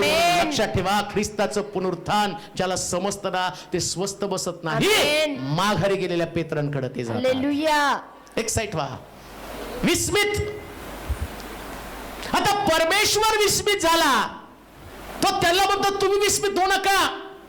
आणि तिथं वाचा बरं ते थोडस. तो त्यांना म्हणाला, चकित होऊ नका, चकित होऊ नका. वधस्तंभावर खिळलेल्या येशू नासरेतकराचा शोध तुम्ही करीत आहात. तो उठला आहे, तो येथे नाही, त्याला ठेवले होते, त्याला ठेवलं होतं. ती ही जागा पहा. तर जा त्याच्या शिष्यांना व पेत्रालाही सांगा. काय सांगा? की तो तुमच्या पुढे गालिलात जात आहे. त्याने तुम्हाला सांगितले होते, त्याप्रमाणे तो तेथे तुमच्या दृष्टीस पडेल. आता तो म्हणतो की जाऊन पहिले सगळ्याला सांगा, शिष्यांना सांगा. आणि काय सांगा? तो तेथे नाही. शिष्यांना वाटलं तो तिथंच आहे, कबरेतच आहे. आता आमचं कसं होणार? आता आम्ही काय करावं? आता एवढे दिवस येशूला भूक लागली तर येशूच काळजी करत होता, ताण लागली तर येशूच, कारण जिकडे प्रार्थनेला जाईल तिकडे जेवण. टेन्शनच नाही ना. 3.5 वर्षामध्ये भुकेचा प्रश्न चालला नाही. आता काय करायचं? तुम्ही म्हणाल मंच सांगता नाही. मंच नाही, मी खरं सांगतो तुम्हाला. का? येशू ख्रिस्त पुनरुत्थित झाल्यावर पेत्र परत नाव घेऊन जाळं घेऊन निघाला होता. म्हणजे परत त्याला पोटाची काळजी होतीच ना. पुनरुत्थानानंतर लिहिले ते, आता वाचत बसू नका. पण जाता फक्त मला पुरावा म्हणून तुम्हाला सांगायचंय, याला सगळ्याला पोटाचीच काळजी. आता कसं होणार आहे? कान देऊ नाही का? येशू ख्रिस्त पुनरुत्थित आहे म्हणून पोटाची काळजी करू नका. ते तुम्हाला उत्तम देईल. उत्तम. हालेलुया. किती उत्तम माहिती का? त्यानं जाळं टाकलं असं लिहिलंय. नाव खोल पाण्यात घेऊन जा. जाळं टाकल्यावर त्याच्यात मासे आले, एवढं देव देणार आहे. आमेन. म्हणून ज्यास ख्रिस्त पुनरुत्थित आहे ना, त्यास फक्त पोटाची काळजी करायची नाही, तर स्वर्ग राज्याची काळजी करायची. हालेलुया. येशू त्याच्यासाठी 40 दिवस राहिला. तो म्हटला मी जातो आणि तुमच्यासाठी कैवारी आत्मा पाठवतो. 40 दिवस त्यांना, त्या शिष्याला तीच गोष्ट समजावून सांगितली. 3.5 वर्षामध्ये लोकांना शिकवलं आणि 40 दिवसामध्ये शिष्यांना तयार करण्याचं काम केलं. आणि त्याची सुरुवात कुठून झाली माहिती का? शिष्यांच्या पुनर्बांधणीची सुरुवात कुठून झाली? या स्त्रियांकडनं. त्यांनी सांगितलं जाऊन शिष्यांना सांगा. आता यांच्यामध्ये एक्साइटमेंट. त्यांना पहिले इतकं गडबड झाली ना, अरे प्रभू उठला, मी पाहिला, प्रभू उठला. त्यांनी तिथे कबर तिथंच टाकली, थोन तिथं सरलेली बाजूला. त्यांच्यामध्ये एक्साइटमेंट, पळायला सुरुवात केली. आणि पळता ते म्हणायला लागल्यात, मरिया मगदलिया त्या क्लोपाच्या पत्नीला सांगत आहे प्रभू उठला. अगं मला काय सांगती? मला भेटला, माझ्याशी बोलला. Amen. ते म्हणले आता स्वस्त बसायचं नाही. आणि मग शिष्य बंदिस्त होऊन दार बंद करून तिथं बसलेले आहेत आणि गेले, दरवाजावर थाप मारली आणि थाप मारून त्या ठिकाणामध्ये ते शिष्य भयभीत होऊन, अरे दार उघडू नका, कोणीतरी चुकीची बातमी घेऊन येईल, कोणीतरी सांगेल आणि याला पकडायला द्या. त्यांनी दार ठोकायला सुरुवात केलं. दार ठोकतच होते आणि त्यांनी दार हळूच उघडलं आणि दार हळूच उघडल्याबरोबर दार उघडून आतमध्ये प्रवेश केला. उठा, प्रभू उठला, मला भेटला, माझ्याशी बोलला, प्रभू उठला, प्रभू उठला. आणि त्यांच्यामध्ये एक्साइटमेंट आली. काय प्रभू उठला? होय प्रभू उठला. आणि शिष्य कबरीच्या दिशेने धावायला सुरुवात केला. ते म्हटले आम्हाला पण प्रभूला पाहायचंय. कुठे आहे प्रभू? आम्हाला भेटायचंय इकडं. आणि ते स्वस्त बसले नाही, ते पेत्राकडे गेले. पेत्राचं द्वार आणि ठोकत राहिले. पेत्रामध्ये पण एक्साइटमेंट होती आणि तो रडत होता, रडत होता, रडत होता. कारण त्यानं प्रभूला नाकारलं, येशूला नाकारलं. आणि शास्त्र सांगतं इकडं या स्त्रियांनी, या येशूच्या शिष्यांनी आणि पेत्राकडे गेले आणि समेट केला. त्याला माहिती होतं, देवाला माहिती होतं, येशूला माहिती होतं, या पेत्रानं माझा नाकार केला, माझा अवहेर केला. आता समेटाची गरज आहे, आता समेटाची गरज आहे. शिष्यांमध्ये समेट असावा, शिष्यांमध्ये समेट असावा. मृत्यू संबंधानं हेरोदामध्ये आणि पिलातामध्ये समेट केला. मृत्यू संबंध आणि मृत्यू समयी त्यानं देवाचा आणि मानवाचा समेट केला. मृत्यूच्या समयी वरसमोर असताना तो कसा समेट करतो? हे बापा यांना क्षमा कर, आता दंड घेऊ नकोस, क्षमा कर, लोकांना आपल्या जवळ घे. येशूचं काम शेवटच्या क्षणापर्यंत समेट समेट समेट समेट समेट आणि समेट. शिष्यांचा एकमेकाबरोबर समेट, देवाचा लोकांबरोबर समेट आणि एकमेकाशी समेट, हेरोद आणि पिलाताचा समेट. आता त्याला कळलं हे सगळ्यांबरोबर मी समेट केला, पण माझ्या शिष्यांबरोबर समेट व्हायला पाहिजे. ख्रिस्ताचं पुनरुत्थान मंडळीमध्ये प्रत्येकाचा समेट असावा. चर्चेस मधली भांडणं थांबली पाहिजे. जे मला ऐकत वेगवेगळ्या चर्चेस मधनं ईस्टर किंवा पुनरुत्थान हे फक्त अशा प्रकारचं ट्रेडिशन असू नये की स्त्रियांनी सकाळी, बऱ्याच चर्चेस मध्ये स्त्रियाच तो संदेश देतात, कारण प्रभूने त्यांना सांगितलं ना मी उठलो म्हणून ते देतात संदेश. मग ती झाली ट्रेडिशन. चांगली गोष्ट आहे, स्त्रिया बोलणं चांगलं आहे, पण हेतू देवाचा तर कळलं पाहिजे ना. काय केलं नेमकं त्यानं? पहिली गोष्ट, शुभवर्तमान हे प्रत्येकानं सांगितलंच पाहिजे. पुनरुत्थान, जर ख्रिस्त पुनरुत्थित आहे तर त्यानं सगळ्याला शुभवर्तमान सांगितलं पाहिजे. बरं, मला तो राजू त्याचं नाव योगेश मला सांगत होता, म्हटलं की पास्टर तो कुठं जाईल तिथं नुसतं अशा गडबडीने सांगतो ना, एकदा अनुभव घेऊन बघा. म्हटलं तोंडाची भाषा आला तर त्याची चर्चमध्ये. म्हटलं नाही, पण प्रार्थनेला गेल्यावर त्याच्याकडे एवढं एक्साइटमेंट असतं ना, कुठल्याही घरामध्ये जाऊन तो येशूविषयी सांगायला सुरुवात करतो. म्हणतो एकदा अनुभव घेऊन बघा. पुनरुत्थान असंच आहे. ज्याला पुनरुत्थान समजलं ना तो स्वस्त बसत नाही. मग तुमच्या इमेजच्या बाहेर तुम्हाला जावं लागतं, इमेज तोडून. एका इमेज मध्ये बसायचं नाही. पुनरुत्थान, या स्त्रिया बाहेर पडल्या आणि बाहेर पडल्याबरोबर आतापर्यंत एकही स्त्री येशूच्या बरोबर असलेली किंवा तिनं काय केलं तर लोकांना अडचण होती. म्हणजे विचार का, हातात त्या येशूच्या पायावर आला असतो तुम्ही फोडल्याबरोबर त्यांना राग आला. हे कसं काय? शिक्षक असतील बरं का तिथं, सिस्टरला सांगितलं होतं पुढं घुसून, आगाऊपणा केलाच. येशू म्हटलं अरे 3.5 वर्षात तुम्ही काहीच करू शकला नाही. तिने विचारले केलं तर देणे. पुनरुत्थान झाल्यावर पहिल्यांदा स्त्रिया त्या शिष्यांकडे जाऊन सांगितले आता पहिलं शुभवर्तमान प्रभूने आम्हाला सांगायला सांगितलं. आम्ही हकदार आहोत. आणि त्यांनी ते शुभवर्तमान त्यांना सांगितलं आणि सांगितल्याबरोबर यांना असं म्हणजे प्रभू उठला, मला भेटला, माझ्याशी बोलला. आता त्यांना मोठा प्रश्न पडला, प्रभू यांना भेटला, यांच्याशी बोलला, यांनी पाहिला. ते म्हटले फार मानहानी आपली पहिल्यांदा आपल्याला दिसायला पाहिजे. 3.5 वर्ष आपण संती होतो, 3.5 वर्ष आपल्याला त्यानं शिकवलं, एक पण आणि सिस्टर आपल्या बरोबर नव्हती. अरे आपण घराघरामध्ये शुभवर्तमान सांगितलं, पण आता या लेडीज शुभवर्तमान सांगायला लागलेले. आपण घराकडे बघायला सुरुवात करू आणि मग काय येशू त्यांच्या समोर प्रगट झाला असं लिहिले आणि त्या खोलीमध्ये त्यांना प्रगट झाला. तो म्हटला तुम्हास शांती असो. आता त्यांना पाहिल्याबरोबर त्यांनी काय केलं, हे ब्रदर पण गप्प बसले नाही, पुन्हा सिस्टरकडे गेले, उभं राहिले, जरा शांत बसले असतील त्यांच्या समोर. आणि मग त्या सिस्टर त्यांना म्हटले असतील, मरिया सिस्टर, मगदलिया सिस्टर, सगळ्या प्रभू उठला, थोडा शांत बसले असतील.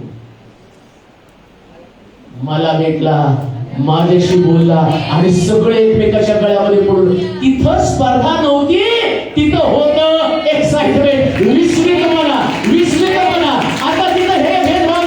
मी तुम्हाला सांगताना तुम्ही पळावं म्हणून सांगितले बरं का, तुम्ही सेवा जास्त करावी. परंतु ज्यावेळेस प्रभू उठला ना, त्या शिष्य आणि त्या स्त्रिया एकमेकाला ते संभाषण करत होते. प्रभू उठला, मला भेटला, माझ्याशी बोलला आणि इतकं गोंधळ आणि तेवढ्यामध्ये काय झालं, त्याला पेत्राची आठवण आली आणि तिकडे पेत्र रडत आहे. पेत्रा समोर त्या गेल्या. पेत्रा, रडणं थांबव. तू नाकारलं प्रभूला, शिव्या दिल्या तुला प्रभूला, पण आता प्रभू उठला आणि त्याच्या पलीकडचं जाऊन तुला सांगतो विशेष संदेश घेऊन प्रभूनं आम्हाला तुझ्याकडे पाठवलं. तुझं नाव घेतलं येशूनं, तुझं नाव घेतलं, त्यानं सांगितलं पेत्राला विशेष चांगली उठली का, पेत्राने तुला क्षमा करून टाकली. वधस्तंभावर मरताना क्षमा, पुनरुत्थान झाल्यावर क्षमा. सेवेमध्ये असताना पण येशूचा संदेश काय होता, जा तुझ्या पापांची क्षमा झालेली आहे. जीवनच त्याचं क्षमेने भरलेलं आहे, जीवन क्षमेने भरलेलं आहे. पुनरुत्थान म्हणजे दुसरं तिसरं काही नसून एकमेकाला क्षमा करणं. क्षमा. आता पेत्र इतका एक्साइट झाला, पेत्र पण पळायला लागला. तो पण बाकीच्या शिष्यांपासून दूर होता. आता यांच्यामध्ये भेद नाहीच, सगळ्यांकडे एक शब्द, प्रभू उठला. प्रभू. थोमा मात्र लपून बसला बरं का, काहीतरी गडबड करायला लागली बरं का यानं. आता पाश तेव्हापासून हे प्रभू उठलेला हे जी घटना आहे ना, त्या काळामध्ये पुनरुत्थान हा विषयच नव्हता. पुनरुत्थान नाही जर तुम्ही बघितलं ना, तर त्यांच्यामध्ये दोन गट आहेत, एक पुनरुत्थान आहे आणि दुसरा गट पुनरुत्थान नाही. मग आता त्या शिष्यांमध्ये येशू मेल्यावर तो गट पडणारच आहे. पुनरुत्थान कुठला आलं, येशू मेला, संपला विषय. थोमा म्हटला मी काही त्याच्यावर विश्वास ठेवत नाही, ख्रिस्ताचं पुनरुत्थान नाकारत नाही. पण इकडं या पेत्राला दर्शन दिल्यावर पेत्र पण शिष्यांकडे गेला. ऐका, पुनरुत्थान सगळ्याला एक करतं प्रिया, सगळे विखुरलेले एक बनतात. आता सगळे चर्चा करू लागले, प्रभू उठला, प्रभू उठला, प्रभू उठला. आणि तेवढ्यामध्ये ते म्हटले, अरे आपण 11 होतो, 10च आहेत, हे कुठे? त्यांना आठवलं थोमा नाही बरं का आपल्या, थोमा नाही आपल्यामध्ये, 10 पण नसतील ते, कारण 2 गेले गपचूप अमावस्या वाटेवर. म्हणजे किती असतील होते? 7 आहे की नाही? 7च, म्हणजे 6 शिष्य ते. थोमा तिकडं, 2 आम्हाऊस, एक तर पोट फुटून गेला म्हणून शिष्याला सगळी क्रिया तुम्हाला सांगत आहे. इकडं पेत्र या 6 लोकांना आला आणि हातामध्ये नेऊन हात देऊन झाला. पण त्या पेत्राला पाहिलं, त्याला म्हटलं याला माहितीच आहे. ते जाऊन त्या पेत्राला सांग, प्रभू उठला, मला भेटला, माझ्याशी बोलला. पेत्र मिठी मारून म्हणतो, प्रभू उठला, मला भेटला, माझ्याशी बोलला, याचा मी साक्षीदार आहे. आता ते म्हणते, अरे सगळ्याला भेटला, थोमा कुठे आहे? प्रभू तो प्रभू आहे, कोणाला जाऊ देत नाही. मग इकडं येशूनं पाहिलं, हे 7 जण बरोबर आहेत. या 7 जण चर्चा करत आहेत. त्यानं ठरवलं आता जाऊन थोमाला भेटावं आणि थोमाच्या खोलीमध्ये त्यानं प्रवेश केला. थोमा खोली बंद करून बसलेला होता आणि त्याच्यासमोर तो प्रकट झाला. त्याला दिसतंय पण म्हणलं, थोमा मी उठलेलो आहे. थोमाचं डेअरिंग बघा, जोपर्यंत तुझ्या कुशीत मी हात घालत नाही. माझ्यासमोर पण लोक बोलायला घाबरतात. माझ्यासमोर पाल साहेबाला राग येऊन वाईट वाटत, पण थोमाचं डेअरिंग बघा. स्वतः येशू त्याच्या समोर असताना त्याला काय म्हणतो, मी जोपर्यंत तुझ्या कुशीमध्ये हातामध्ये बोट घालत नाही तोपर्यंत तुझ्यावर ठेवणारच नाही. मी जर तिथं असतो ना, तुम्हाला वर्ज्य करून टाकलं असतं खड्ड्यामध्ये. 3.5 वर्ष माझ्या संगीत माझ्यावर ऑब्जेक्शन घेतो. मी पुलिस सारखं आलेत माणूस तुमच्या लक्षात येते नाही. माझ्यावर कोण ऑब्जेक्शन गेले तर मी खिशात राजीनामा घेऊन आणि लोकांना पण सांगायचं राजीनामाच माझ्या खिशात आहे. पण मला हे कळलं नाही. ऑब्जेक्शन घ्या, सिद्ध करून दाखवलं मी तोच आहे. तुला शंका येणं साहजिक आहे, म्हणून एक गोष्ट लक्षात ठेवा, ख्रिस्ताचं पुनरुत्थान ज्याला समजतं ना त्यानं एनओसीचं जीवन जगायचं नसतं. कोणी माझ्यावर ऑब्जेक्शन देऊच नाही. थोमानं ऑब्जेक्शन येशूवरती घेतलं, तसं विश्वासणारे लोक तुमच्यावरती शंका कुशंका धारण करतील. पण ख्रिस्त जर पुनरुत्थित आहे तर त्याला दाखवून द्या. येशूला दाखवलं, हातामध्ये बोट घाल. आणि मग त्याच्या हातामध्ये बोट घातलं, कुशीमध्ये बोट घातलं आणि तसं म्हटल्याबरोबर त्याला कळलं त्याच खुणाय तो म्हणतो माझा प्रभू मरबी गुरुजी. येशू त्याला पाहून म्हणतो अरे तू पाहून विश्वास ठेवला, जे न पाहता विश्वास ठेवतात ते झाले. पुनरुत्थान पुन्हा एकदा मला विश्वासाचं पल्ला बोलत आहे. विश्वास ठेवा, तो उठलेला आहे. चिन्ह मागत बसू नका. आता चिन्ह मागू नका. प्रभूने मला सिद्ध करून दाखवलं पाहिजे. अमुक चिन्ह तमक चिन्ह, एकदा चिन्ह दाखवलं तरी मनस्तंभ कबर रिकामी. हेच तुमच्यासाठी सगळ्यात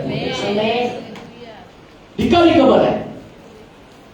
मग हा पण त्यांच्यामध्ये आला. 10 पैकी 8 प्रभू उठला तर ती शिष्य म्हणली अरे 2 अजून 2 गायब, अजून 2 ब्रदर कुठे आहेत? येशूला ते पण कळलं. 2 ब्रदर मी उठलो तरी चाललेले कळती मारत. यांच्या काय नादी लागायचं, यांची धार्मिकता आपल्याला कुठंतरी नेऊन मातीत घालतील, कुठंतरी आपल्याला पकडतील इथं कुठंतरी. आणि चर्चा करत निवांत चालल्याबरोबर ईश्वराला त्यांच्याशी गप्पा मारत काय चाललंय तुमचं, काय चर्चा चाललंय? तोच येशू आहे बरं का, येशू तोच आहे. पण बा माणसाला कधी कधी ना इतकं काही तो अंध झालेला असतो की त्याला समजतच नाही आपल्या बरोबर कोण आहे. मग येशू त्याला विचारलं कशाविषयी बोलत आहात, तुला माहित नाही का? अरे येशू ख्रिस्त उठल्याची वार्ता अफवा यरुशलेममध्ये पसरली गेलेली आहे आणि आम्ही यरुशलेम सोडलं. मग चालला कुठं आमोस करा. ठीक आहे. मग येशूने काय केलं, यशाचा ग्रंथ काढला आणि सगळा ग्रंथ त्यांना समजावून सांगितला. तू मरण किती गरजेचं आहे, 39 फटके कसे मिळायला पाहिजे होते, डोक्यात काटांचा मूठ कसा घालावा, बलस्तंभावरती त्याला कसं बोलत द्यावं, चोरांच्या मध्ये कसं लटकून ठेवावं, सगळा यशाचा ग्रंथ त्यांना समजावून सांगितला. आणि समजावून सांगितलं तर त्यांचे डोळे उघडना. मग त्या आंबोच्या वाटेवरती वेशीवरती आल्याबरोबर इकडं काय झालं माहिती का, इकडं त्याने भाकर काढली. त्याने आमच्यावर भाकर खात. म्हणला थांबा, ठीक आहे तुमची भाकर मला द्या, मी प्रार्थना करतो मग तुम्ही जेवा. मग त्याने भाकर घेतली आणि ती मोडली. आणि मोडल्याबरोबर त्याला 3 दिवसापूर्वीची घटना आठवली, ज्या रात्री त्याला घडून देण्यात आलं. त्याने भाकर घेतली, शोकार स्मरण. पद्धत तीच आहे प्रगट होण्यासाठी. एक गोष्ट ध्यानात ठेवा, ख्रिस्ताला प्रगट होण्या, ख्रिस्त तुम्हाला प्रगट व्हावा का किंवा त्याचं प्रगटीकरण कशामध्ये माहिती का? प्रभू घोषणामध्ये. त्यानं भाकर घेतली, मोडली आणि प्रगट केलं त्यांना. आणि भाकर घेतली, मोडल्याबरोबर यांचे डोळे उघडले. यांचे डोळे उघडले असं लिहिलं. आणि यांचे डोळे उघडल्या ख्रिस्त अंतर्धान पावला. आता त्यांच्या चर्चा काय माहिती का, अरे आपल्या बरोबर बोलत तर ख्रिस्त नव्हता का? कारण तो बोलत असताना आतमध्ये उकळ्या फुटत नव्हत्या का? लक्षात ठेवा, ज्याला ख्रिस्त प्रगट होतो ना त्याच्या अंतःकरणामध्ये उकळ्या होतात. बाकीच्या लोकांमध्ये ते असाच प्लेन उपदेश घेतात, काहीच वाटत नाही. मला उकळ्या फुटतात सांगताना. मला गुड फ्रायडे असो, ईस्टर असो, फावड्याचा रविवार असो, असं वाटतं की खूप बोलावं, इतकं बोलावं. पण शेवटी तुमचा प्रश्न येतो ना, तुम्ही घेणार किती नाही का? तुमच्या डोक्यावर गेलं तर उपयोग काय? एक्साइटमेंट येते. इकडं प्रभू त्यांना बोलला आणि आता ते चर्चा काय, अरे ते आतमध्ये उकळ्या फुटत नव्हत्या का तो बोलत असताना? आता उकळ्या फुटल्यावर ते काय म्हटले, ख्रिस्तच आपल्याला दर्शन देऊन गेला. त्याची इच्छा नव्हती मामोसकडे जावं. मला या गोष्टीचं अतिशय कौतुक वाटतं. सेवा कशी करावी, प्रभूला कसं आपल्या समोर आदर्श ठेवावं. 3 दिवसापूर्वी ज्यानं आपलं शरीर वधस्तंभावरती दिलं, छिन्न विछिन्न झालेलं शरीर, आणि या थोमासाठी आपल्या जखमा सुद्धा त्यांनी सुकू दिल्या नाही. थोमासाठी जखमा सुकू दिला नाही. त्याला माहितीये हा थोमा परत एकदा ऑब्जेक्शन घेईल. थोमासाठी जखमा ठेवल्या. ऐका, काही वेळेस तुमचं ख्रिस्ती जीवन हे जखमाने भरलेलं जीवन असतं. त्या जखमा तुमच्यावरती असतील. कोणीतरी तुम्हाला जखमी केलेलं आहे, कोणीतरी तुम्हाला जखमी केलेलं आहे, पण त्या जखमा तुम्हाला दुसऱ्यांना जिंकण्यासाठी उपयोगी पडतात. तुम्हाला जिंकण्यासाठी, तुम्हाला जिंकण्यासाठी. पुष्कळ सेवक मला कॉल करून सांगतात त्यांच्या मंडळीमध्ये आलेला प्रश्न. मी माझ्या मंडळीत आलेले प्रत्येक पालकाच्या मंडळीत सेम प्रश्न असतात. येशूकडे जे प्रश्न होते तेच आमच्याकडे. येशूला पण शिष्याने नाकारलं नाही का? येशूचे शिष्य पण गडबड गोंधळ करतच होते की नाही? त्यांच्यामध्ये नव्हतं का मोठेपणा? येशू बरोबर राहून सुद्धा त्यांची काही परिस्थिती बदलली नाही. येशूला सुद्धा थोमानं पिकलं नाही का 30 रुपयाला? थोमाने नाकार नाही केला का येशूचा? सॉरी, यहूदाने. थोमाने ऑब्जेक्शन घेतलं नाही का त्याच्यावर? मग सगळीकडे सेम परिस्थिती असणार. मग काही जखमा प्रभू देवाच्या सेवकांना देत असतो. ऐका, काही जखमा आहेत. कशासाठी माहिती का? माझ्याकडे काही जखमा आहेत. सेवेमध्ये मला काही जखमा मिळाल्या. ज्या कोणी सेवक मला विचारतो, मी त्याला सांगत असतो या जखमा जातील, पण याच्यामुळे अनेक लोक देवाच्या राज्यामध्ये येणार आहे. तसं इकडं पण या शिष्याला आता तो प्रगट होत असताना या शिष्याला त्यांनी सोडलं नाही. तो म्हटला यांना पण परत आणलं पाहिजे. एवढ्या सगळ्या परिस्थितीमध्ये 3 दिवसापूर्वी एवढे त्यांनी हाल दुःख सहन केलं. आता त्याला देवानं गौरवात उठवलं आहे का? हे गौरवी जीवन, पुनरुत्थित जीवन, हे एवढं मोठं गौरव त्याच्याकडे. मग त्याला या लोकांची गरज नाही. ऐका, त्याला काय गरज आहे या लोकांची? तो त्याचा गौरवामध्ये आहे. त्यानं आपलं देवत्व सिद्ध केलं. 3.5 वर्ष शिष्याला शिकवलं. मग आता त्याच्या मरणानं ते चाललेले आहे. पण तो त्या 2 शिष्यांसाठी परत त्यांच्या बरोबर चालला. म्हणून देव तुम्हाला किती पण मोठं करेल ना, तरी सुद्धा जमिनीवरच्या लोकांना कधी विसरू नका. कधीच विसरू नका. ते तुम्हाला खूप लांबपर्यंत घेऊन जाईल. परवा पुण्यामध्ये एक फार मोठं पेंटिकोस्टल चर्च आहे. त्यांचं मला कुणाला नाव नाही सांगत मी. मग त्या आधी मला फोन करून सांगितलं, फोन करून माझ्याशी बोलायला, देवानं तुम्हाला एवढं वचनाचं ज्ञान दिलं, एवढं मोठं तुम्हाला केलं. बाळक साहेब तुम्हाला बोलल्या, मी आमच्या चर्चे, आणि एवढं तुमचं वचन मला आनंदित करतं, एवढं ऐकूशी वाटतं. मी पहाटेपासून तुमचं वचन नॉनस्टॉप ऐकते. एवढं ज्ञान मला देवानं दिलं, आणि देवानं तुम्हाला एवढं दिलं. म्हटले एक शब्द त्यांनी वापरला, पण आजपर्यंत पहिले पाळक मी बघितलं की ज्यांनी मी फोन केला पहिल्यांदा उचलला. आजपर्यंत एवढ्या मोठ्या सेवकाला फोन केलं पण एक उचलत नाही. आणि तुम्ही उचलता का? कारण तुमच्यामध्ये येशू आहे. हेच पाहिजे. ग्राउंड लेवलला तुम्ही राहिलं पाहिजे. येशू या 2 शिष्यांकडे गेला. एवढा मोठं गौरव त्याच्याकडे असताना, एवढं मोठं गौरव. सेवा करताना प्रभू तुम्हाला गौरवात चालवतो, पण नेहमी आपल्या लोकांबरोबर राहायचं. येशूचे शिष्य आहेत. मी गेल्यावरती तर त्या लोकांनी सांगितलं ना, आम्ही प्रार्थना करत आहोत तुम्ही आमच्या मंडळीला यावं. किती मोठी मंडळी आमची, तुम्ही यायला पाहिजे. मी मुद्दामून प्रार्थना करून देव यांना चांगला पडत दे. नाही, आम्ही तुमच्यासाठी प्रार्थना करत आहोत, पण मला माहितीये येशूनं जे काम केलं तेच करायचं.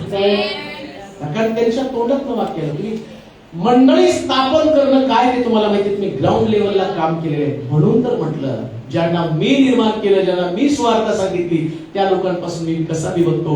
ख्रिस्ताचं पण तेच होतं. त्या लोकांना शिवर्तमान सांगितलं, त्यांना नाशाकडे कसा जाऊ देईल. ग्राउंड लेवलला पुनरुत्थानानंतर एक गोष्ट तुमच्यामध्ये असली पाहिजे, प्रत्येकाच्या जवळ राहा. शिष्यांच्या जवळ तो गेला, प्रगट केलं त्यानं, आणि तो नाकार केला. त्यांनी त्याच्यापासून तुटले. यरूशलेम त्यांनी सोडली. समस्या ही नाही की त्यांनी यरूशलेम सोडली. समस्या ही आहे त्यांनी यरूशलेमेत परत यायलाच पाहिजे. त्याच्यासाठी तुम्ही काय करता? यरूशलेम ही त्यांची गरज आहे. तुम्हाला त्यांना आणलंच पाहिजे, तुम्हाला त्यांना बोलावलंच पाहिजे. बायबल सांगतं की त्यांना त्यांनी प्रगट केलं, आणि प्रगट झाल्याबरोबर आता ते जे ऐकून आहे, त्यांनी काय ऐकलं होतं, प्रभू उठला, प्रभू उठला, प्रभू उठला, प्रभू उठला, माझ्याशी बोलला, माझ्याशी बोलला. आणि ते ऐकूनच ते पळून आले, कारण या भेटलंच नव्हता ना, त्यांना भेटलंच नव्हता. आता ते म्हटले जाऊ बर का, मेरी सिस्टरला पहिल्यांदा जाऊन सांगू. त्याशिवाय माझ्या हातामध्ये हात देऊन सांगत होत्या, प्रभू उठला, मला भेटला, माझ्याशी बोलला. पेत्राच्या हातामध्ये हात देऊन सांगू, थोमाच्या हातामध्ये हात देऊन सांगू, प्रभू उठला, मला भेटला, माझ्याशी बोलला.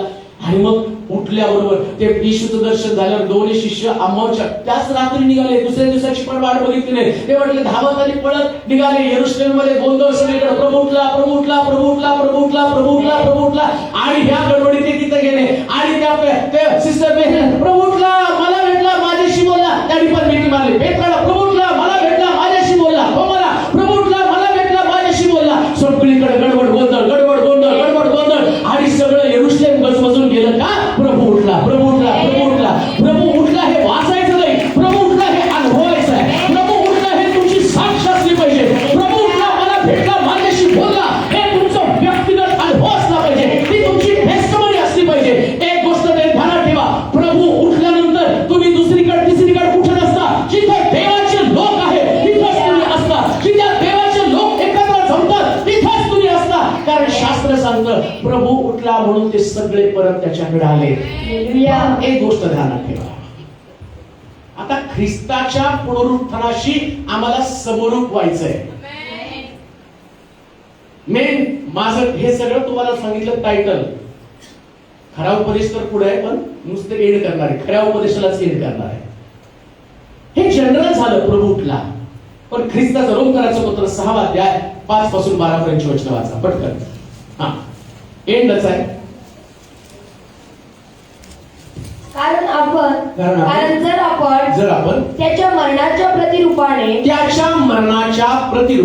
त्याच्याशी संयुक्त झालो आहोत, त्याच्याशी संयुक्त झालो आहोत, तर त्याच्या उठण्याच्याही प्रतिरूपाने त्याच्याशी संयुक्त हो.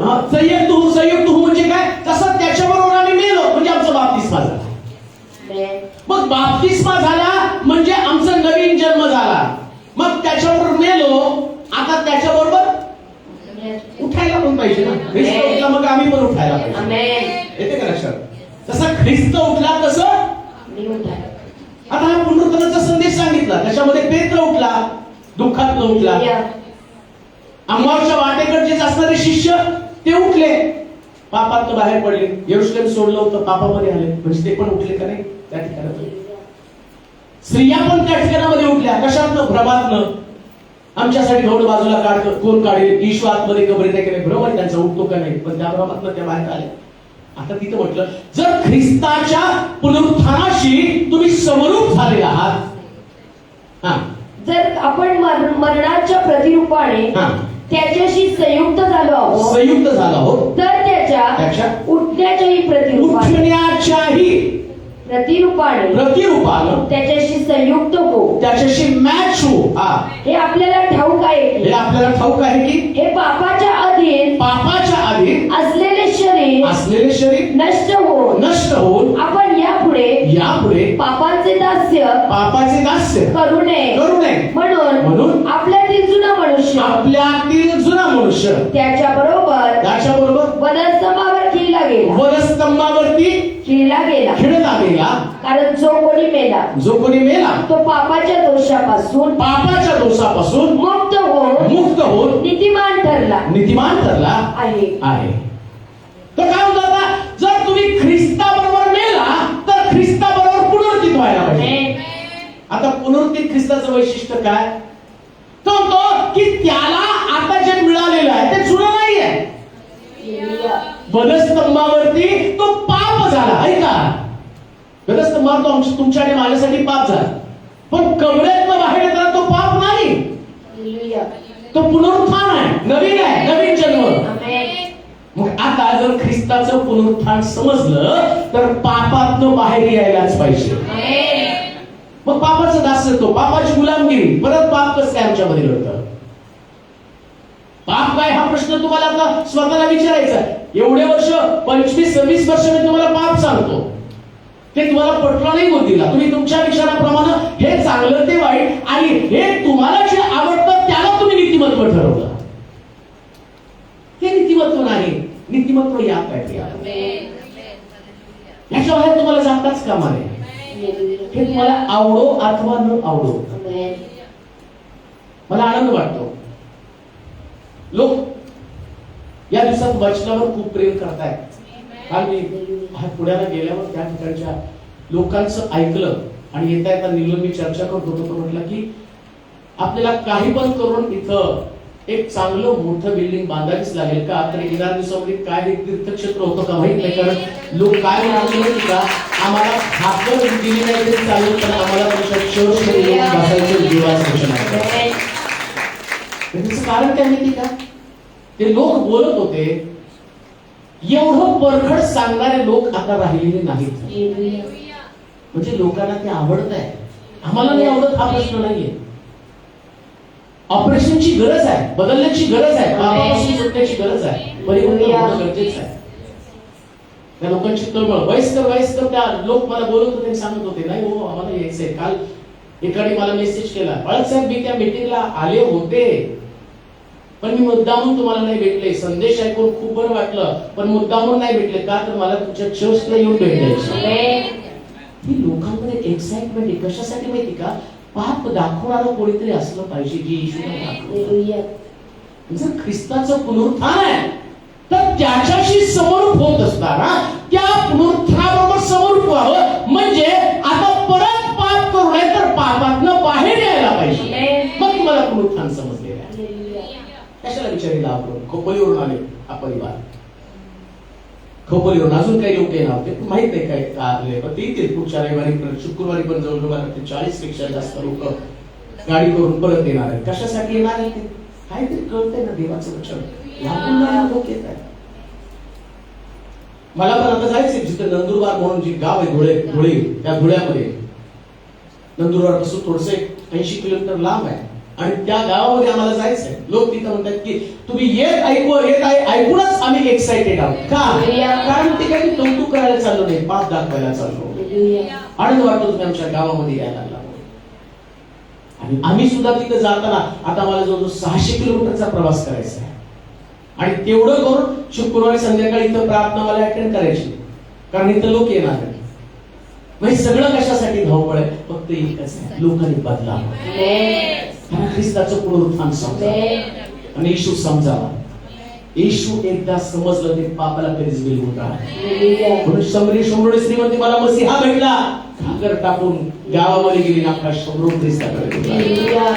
ख्रिस्ताचं पुनरुत्थान मग ती एक्साइटमेंट आहे. म्हणून पाप करणं सोडून द्यायचं. जर ख्रिस्ताबरोबर मी आहे ना मग माझ्यामध्ये कोणताच पाप असू नये, इनोसंट असलं पाहिजे, बालकासारखं. बालकासारखं झालं पाहिजे. राग नसतो, लोभ नसतो, द्वेष नसतो, काय नसतं. दिलं तर घेतच नाही तर दिलं तर घेत येतो. त्याला तुम्ही एकदा दोनदा करा, तिसऱ्यांदा दगड फेकून तुझं तू खा म्हणलं आम्हाला देऊ नको म्हणतात. लेकर आहे येशू म्हणतात तसंच आहे, बालकासारखं. सगळ्या गोष्टींच्या द्वारे स्वतःला सिद्ध करून बसू नका. इनोसन्सी तुमच्याकडे असली पाहिजे जी येशूने शिष्याला शिकवली. पापाच्या बाबतीमध्ये एकदम निर्भय असलं पाहिजे. प्रभू आता पाप नको आहे. शिष्यामध्ये ते आलं मग सगळे प्रभू उठला. आता तुम्ही पण एकमेकाला आता सलाम प्रेज लॉर्ड नाही म्हणायचं. प्रभू उठला म्हटलं खरोखर उठला. नुसतं तिथं नाही, मला भेटला आणि बोलला वचनातनं. तुम्हाला भेटल्याचं चिन्ह आहे. प्रभू उठला. आता शिष्यावर सलाम होता त्यांच्याकडे. सलाम नाही, ते शालोम असायचं. त्याचं खरं त्याला शालोम शब्द आहे. शालोम म्हणजे तुम्हाला शांती असो. पण आपण नेहमी डाऊन करत आपल्या हिशोबानं प्रेम नमस्कार सलाम त्याने आपल्या हिशोबानं, पण ते शालोम आहे. पहिले शिष्य एकमेकाला भेटला म्हणजे शालोम, पण आता वेगळंच होतं. हातात आणलेला शालोम नाही, प्रभू उठला. आणि ज्यांना माहित नाही ते म्हणतात हो. मला माहितीच नाही हो. आणि ज्यांनी खरंच पाहिलं ते प्रभू उठला, मला भेटला, माझ्याशी बोलला. आणि दुसरा तिकडं तो तसं बोलला, प्रभू उठला, मला भेटला. त्याने बोलूच दिलं नाही. त्याने ऐकलं नाही. हा प्रभू उठला म्हणलं हा जास्तीचं बोलतो, मला भेटला माझ्याशी बोलला, मग मला भेटला नाही का, माझ्याशी बोलला नाही का, मग यानं काय केलं, दुसरं तिसरं बोलून दिले, हात दिल्याबरोबर प्रभू उठला, मला भेटला, माझ्याशी बोलला, आणि तिकडे प्रभू उठला, प्रभू उठला, प्रभू उठला, प्रभू उठला, प्रभू उठला. म्हणून एकमेकाला भेटताना गडबड असली पाहिजे. प्रभू उठला, प्रभू उठला, प्रभू उठला, मला भेटला, माझ्याशी बोलला, आणि बघता बघता सगळं यरूशलेम गजबजून गेलं. देवाच्या मित्रांनो, हे शहर ख्रिस्तमय होऊन जाऊ द्या. या शहराला, या जिल्ह्याला एकच आवाज प्रत्येक कोपऱ्यामध्ये आला पाहिजे, प्रभू उठला, प्रभू उठला, प्रभू उठला, प्रभू उठला, प्रभू उठला. आणि प्रभू उठला तर यरूशलेमेत गर्दी पडली पाहिजे. आमेन. अजून जोरात आमेन म्हणाल का? मनापासून तुझी स्तुती करू आजच्या दिवसाबद्दल. सगळ्या जगामध्ये ख्रिस्ताचं पुनरुत्थान आणि मोठा जल्लोष सगळीकडे आहे. प्रभूजी, या तुझ्या लोकांना तुझ्या स्वाधीन करत आहे. ख्रिस्त कबरेमध्ये नाही तर तो पित्याच्या उजवीकडे बसलेला आहे. कबरेकडे पाहून आता आम्ही देखील रिकामे होणं गरजेचं आहे. तसा कबरेतनं ख्रिस्त बाहेर पडला, तसं आमच्यातलं पाप बाहेर पडावं आणि नीतिमत्व, धार्मिकता याच्यानं आमचं जीवन भरलं जावं असं होईल. प्रभूजी, आज प्रत्येक व्यक्तीला तुझ्या स्वाधीन करत आहे. नावानिशी त्यांची भेट घे, गरजेप्रमाणे त्यांची भेट घे, परंतु इथून बाहेर पडून ते खरी नव्हे तर शुभवर्तमानासाठी बाहेर पडून पेत्रासारखे असंख्य लोक आहेत, अंबाऊच्या वाटेपकडे जाणारे लोक आहेत. त्या लोकांना पुन्हा यरूशलेमेत आणावं ही फार मोठी जबाबदारी तुमच्या हाती सोपवलेली.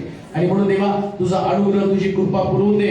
आणि येणाऱ्या दिवसामध्ये हे तुझं वचन जे सर्व शिष्यांसाठी घोषित केलं ते अनेक लोकांमध्ये घोषणा त्याची मुळे. आम्ही आभार मानतो की इतका महान देव आम्हाला सापडला. ख्रिस्ताचं पुनरुत्थान पुन्हा एकदा आम्ही साजरं करत असताना प्रभूजी, जसं त्याच्या मरणाशी आम्ही समरूप झालो तसं पुनरुत्थानाशी समरूप होत आहोत. पुन्हा एकदा मी तुला धन्यवाद देतो, तुझी स्तुती करतो. संजूला एक सुंदर गाडी तो दिलेली आहे आणि त्याच्यासाठी जे पेढे दिले ते आशीर्वादित कर.